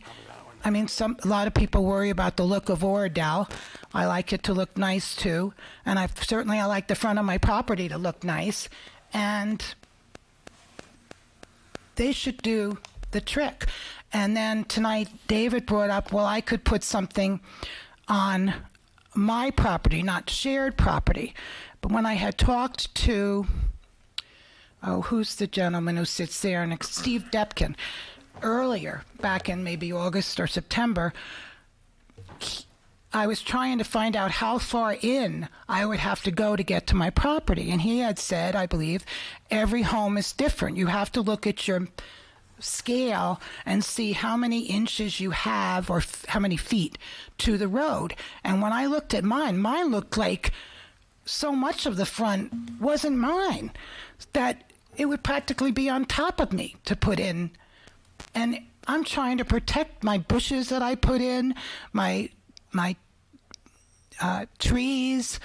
I asked for a roughing of the road so that when I talked to David, he said that the police had said that most of the people were inebriated that had hit my home. But now that I wrote everything down tonight and looked at it, I think the majority fell asleep. So if there was just something that could shake them a little bit, like he said that it couldn't be a speed bump like they have on First. And I thought, well, halfway down, it can't be right at the end of Oradell Ave where it meets Grant, because, and I think Roger pointed out to me that that's not enough time, he didn't think, for them to brake and not hit. And I agree with him, because the cars are going too fast. It would have to be maybe midway down that last block between Third and Grant. I also asked in my papers that I think Steve got, but then no one else did at the planning meeting, that perhaps if the town would not put in ballards, would they let me put the wooden barrels that I have now in my driveway? I would get more and put my rocks in the bottom. I load a lot of rocks in the bottom, and then dirt and plants. That way, if that area had to be cleared, it's something where I could take the plants out, I could take the dirt out, I could take the rocks out. And I don't know whether it's going to say, well, it'll set a precedence, everyone will want to do it. Well, everybody doesn't have cars coming down their driveway, and a threat to them physically, also their home. And do you know, with home insurance, if you have a claim on your home insurance 2 times within a 3-year period, they drop you. I've checked with them. And my insurance company said that, and I went to State Farm on Kinderkamak, and they said the same. They wouldn't take me if I had 2 things on my homeowner's insurance. A lot of people don't know that, so you have to kind of figure out, is it worth it declaring $1,000, or do you pay it yourself and hope something bigger doesn't happen to your house or your home? I don't know if I forgot anything. Traffic light, orange cones. David, did you have anything to add? As far as what? I know you were talking. I'm just waiting for. As far as my I'm waiting for- situation, you're not listening to me. My situation. So Eileen has been coming to the council with this problem since I was last on the council. Okay. And I do remember her bringing up rumble strips about 10 years ago. And one of the concerns was the noise level for the residents. That's what we talked about prior to the meeting. Right. But I do think we need to help her figure out something. Can I make a suggestion? Sure. PSE&G has a ton of large rocks. They're sort of natural, but they would accomplish the problem. Is that a solution? Where it will accomplish the problem north of my drive. Would you put them in the shared area? I have no, without the engineer making a suggestion, I'm just throwing out an idea. You know, we used one for the sign in town. Another home did this on Blauvelt because a car came down the hill on Soldier Hill and came off and went almost into their entire house. Yeah, into Craig's house. Without saying names, yes. Yeah. And he put some rocks there. Yes. I'm assuming the rock is probably on his property. It's not within the municipal right-of-way. Yeah. It is. It is within in the his center property. of his lawn. He moved Yeah. it. in So if further it's on than his, that. if it's on the property, that's a different scenario. I think if we start putting them in the municipal right-of-way, I don't think you can put them in the right of way. Yeah, It it becomes becomes a an issue. liability. and it's an issue. Well, how did New Milford get that? Do they have a different thing? It's been there since 1950. I was going to say, it's been there since before I was That's born. a little different. Like what they have there would be considered like a guide rail, which they're designed to kind of break away when the car hits it, but it's supposed to slow it down and prevent it from, getting to the location. If you were to go, and what we talked about, if you were to put a bollard in, a bollard's designed to basically stop on impact, and unfortunately it would probably kill somebody if they did it. I mean, I know you have that flashing light. Those are designed to break away. There's bolts down on the bottom that attach to the pole, so if somebody hits it, that the pole won't stay stationary and kill somebody. So the concern is if we put bollards or even large rocks, within the municipal right-of-way, it opens the, the borough up to, litigation. But the problem I see, like with the situation and where your driveway is lined up with the, eastbound lane of Oradell Avenue, I mean, it's pretty much a straight shot into your driveway. So even if we put something within the municipal right-of-way, it's not going to prevent a car from going down your driveway and impacting your house. You almost really need to have something along like the right-hand side of your driveway as you're coming in to basically stop a car from impacting the house. Yeah, it's not just the house I'm concerned about. It's also my work out there, and I'm out there in the summer all the time. I know. I've Weeding, driven by and seen planting, you out there all the doing your time. gardening. And if somebody's driving and they enter in north of my driveway, and they wake up, there's nothing to stop them from turning their wheel, jerking it, and coming over into my driveway or my house then, so that's why I'm throwing out that I want that area protected not only for that area, but for what's in that area or what's right around there. So I think by the length of time you've come to the council to bring this up again and again, this is not something we're going to solve at this meeting tonight. But I would ask, Dave, if you and I can follow up offline and be able to think outside the box perhaps as to some options, whether there's something that affects the right-of-way or it's something that would affect Eileen's property, but at least gives options for how to deal with this, because that is a pretty serious thing to be concerned about, right? Oh, I understand her concerns. Unbeknownst, this car comes, running across the road into her driveway, into her house. Nobody should have to deal with that. And from what I hear, it's not just from when I bought the house. It's been since probably the house was there. It's been prior, and the people next to me have that brick wall up, and I hear that brick wall was put up because a car went right into their house. It actually broke into the house. And those barrels, they did save me this time. Still, it cost money, and I almost had to pay for the whole thing because even though the police came wrote up a report, gave him a ticket, took a picture of his car insurance. He never called it into his car insurance, and it was a rental car, and the car insurance man said he wasn't going to pay me for it because the man didn't live up to his contract and call it in. So it's not just like, oh, well, you get the insurance, you fix the problem. That whole summer, it took months to get it straightened out, and I finally did get paid for it. Hey, Eileen, do you have a copy of your survey by any chance? At home, I do. Yeah, okay. Yeah. Is that something maybe you could get to the borough and then we can take a look just to see? Because I know you had questions as far as the right-of-way. I know we were talking about that prior to the meeting. But if you have that should give us a general idea where things are as far as the property, too. And yeah, because Steve was saying it's from every house is different. You can't just say from the center line it's 20 feet in. And it looked like mine was like way in. Yeah, so if you could maybe just drop something off to the clerk's office, I guess maybe the easiest. The town had also looked at changing my not the town changing it, but having my driveway changed and having it come all the way across the front of my house and then go down part of my driveway to my garage that's on the opposite side. But the mayor had said to me that it wasn't feasible. I don't know why, but it's not something I'd really want the expense to cover, and it's totally this way. But I asked for a copy of that plan because it was another engineering company that did it. I forget her name right now. She was here for years.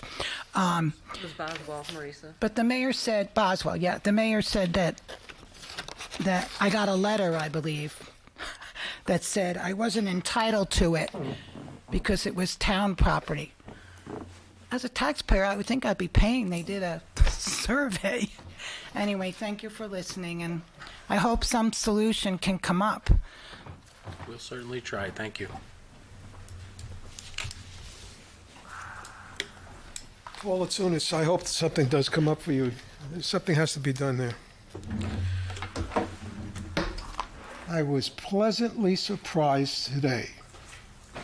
I went, as I usually do, and I inspect some playgrounds once in a while. And today I found that the DPW, and I guess with the council listening to what I said the previous week, was able to fix the ground and put the wood chips there. So we're saving the initial base of the playground. It's not going to cost us. So we did a good deed. It's a positive for our town.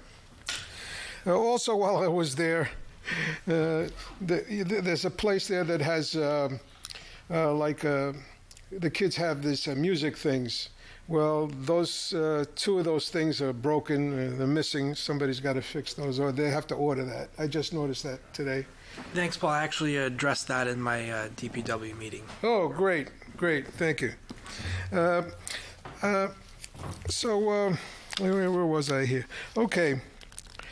Also, there's a cherry blossom tree that has been planted near the entrance to the all-inclusive Hagler Park, and that was donated in memory of someone. And I just would like to say that we could use another 5 of those trees to create a bright color and a warm feeling for the playground. If we could get more people that would like to do something like that and donate another cherry blossom tree there. Also, the entrance to the parking lot there's 3 trees that were removed because they were ash trees, and it looks too open when you're going down Ridgewood Ave. We should replant trees there, 3 trees there, and if you could make a note on that. So that's basically on that. Now, what I'd like to know is who is following up on the bank donations to the 4th of July fireworks? Is there anybody following up on that? I believe that may come under the purview of the administrator. Okay. Well, I had spoken to the rec director before, and I asked a letter be sent out to all the banks, because when I was at the Hacienda Bank with the former mayor, we spoke to the president of that bank, and he said that he would gladly contribute to the fireworks. And actually, I spoke to another bank this week too, and he gave me his card, and I don't have it with me though. And he says, "Well," I said, "give them my card. They can call me up, and maybe we can do something." So let's try to get this done. This is free money coming to help us. It's a good idea. You know? And I believe the Special Events Committee was doing outreach, so when they have their meeting, I'm sure that Councilman Gullo can update, but I know that several of their volunteers have been doing outreach to different businesses in the community, including banks. Well, the banks themselves, they're willing to do this. Right. But that's what I'm saying, just, for the administrator's edification, there were already some volunteers who had reached out and started conversations, so it might be worth talking with them to see where they're at. The thing is if nobody goes there and approaches them, or nobody follows up, we're not going to get it. Somebody's got to do it. Somebody's got to do the legwork and get it done, and send out the letters. Okay. Now, another subject. Science has divulged that plastic water bottles sold in supermarkets and vending machines are unhealthy to the human body. In that one water bottle releases up to 240,000 nanoplastic particles to the bloodstream that can end up in the person's brain. And this is what we're drinking today with these water bottles. We've got to get off of these water bottles. They're also polluting our environment. And one of the things that we could do to reduce the amount of water bottles is to install water fountains and filling stations at all our recreation facilities. We do. We have them there. Pardon me? We have them there. We have them? I did that at my last term, yes. Water bottle filling There station. isn't any at the Hoffman Field, and we're waiting for that to be done. And that was supposed to be in the design. Grant Park, has it. I didn't see one in Grant Park.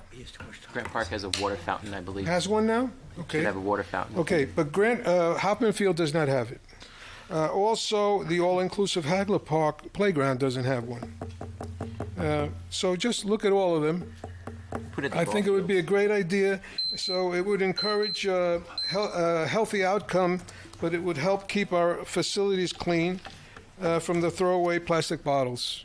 That's a main thing, and I think that's a very good thing for the health department area and also for the rec area. You can work together on this, whoever's involved with them. The other thing, I just want to shout out a couple of things, and one is the parking at the charging stations. We don't have a sign there because people were parking there and not charging their cars. And that's done only at the time that I've observed when it happens is when everybody goes to pick up their kids and there's no parking anywhere. So they say, well, let's just park here for a while. So, and that happens to be the time that I get out of the library when I go there every day and I pass by there and I see it. So just wanted to remind you on that. I had spoken on that before. And the other thing, which is a long shot, and that is the reservoir in Viola. And we got to convince them to start releasing more water before a storm. And I don't know how we're going to be able to twist their arm on it. Unfortunately, who was the governor at the time, Whitman, allowed that reservoir to be sold to a foreign entity. But if it had stayed with us, maybe we could have worked better with them. So. Well, one thing I'll say is this is certainly, as you know, not a new issue to the council. I know Many that. council people have worked on this. I know. I will say, I'm going to give credit where credit is slightly due. I think they did actually do a responsible job of releasing water from the reservoir prior to the last few rain events. We did have some flooding where New Milford Ave was closed temporarily, and unfortunately downstream in New Milford, Columbia, which normally gets flooded, was slightly flooded, but it wasn't as bad as it has been. So I did notice that they had those gates open well in advance of the rain event, and they're very coy about how they do that. They say they open and close gates all the time, and they're a little standoffish about it, but it's something that we're very much aware of, and we're constantly working on that communication and how to better do that. Well, that's good. I wasn't aware of that, but from the other storms that we had, which are much bigger, these were pretty light storms, these last few storms, so I think we got away with it this time, and we saved our DPW area. So that's all I have to talk about tonight. Thank you so much. Thank you, Paul.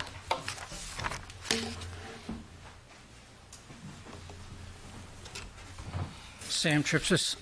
I just want to comment on the Trump Tower, AKA 690 Kinderkamak Road. About a month ago, I did an Oprah request on that property, and to discover that there were plans and there was a zoning permit application submitted in August, and it was denied. That's standard practice, So I wanted to see who the developer was and what they proposed. And it was a lot, 110 apartments and 2 buildings and a floor added, 60-foot height, so there was going to be a lot of variances. So that would naturally have to go to the zoning board. Well, if the application's not deemed complete, there's no date yet. It's still it's still a project. So, I feel the residents should know. I mean, when a major project's going on, I've been following these things for years since I've been here, whether you like it or not. You don't have to be for everything, or you don't have to be against everything. So I'm the one who probably started that information and passed it around. No, I got your email. I wasn't outing you, and I wasn't criticizing Okay, you. well, I feel I have to comment on it anyway, I for full apologize disclosure. if you felt criticized by it. That was not my intent. yeah, It is not an active application. Right, but it's coming.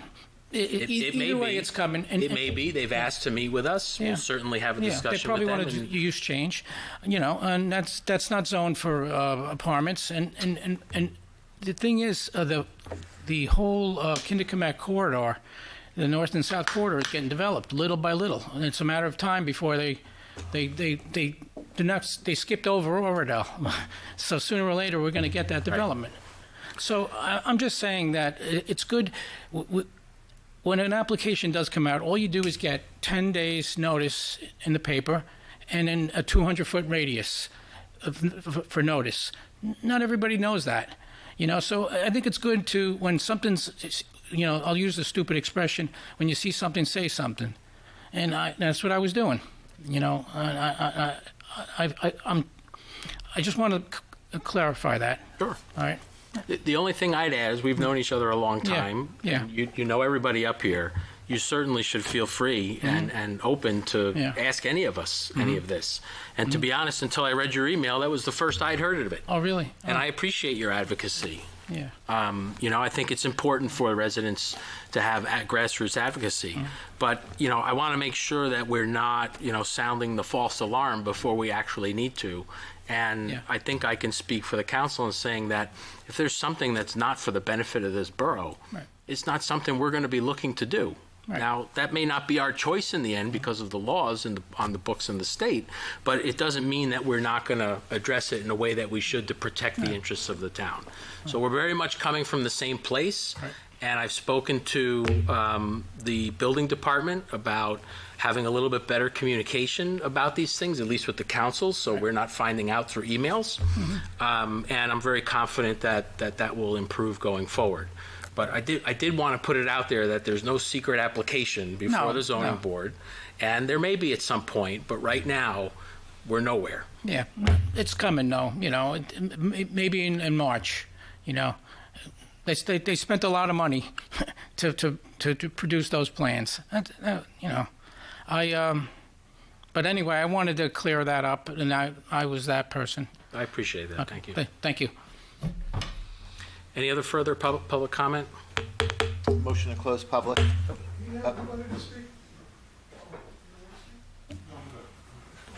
Thank you. Second. All in favor? Aye. Motion to adjourn. Second. So moved. All in favor? Second. Aye. Thank you very much. All aboard.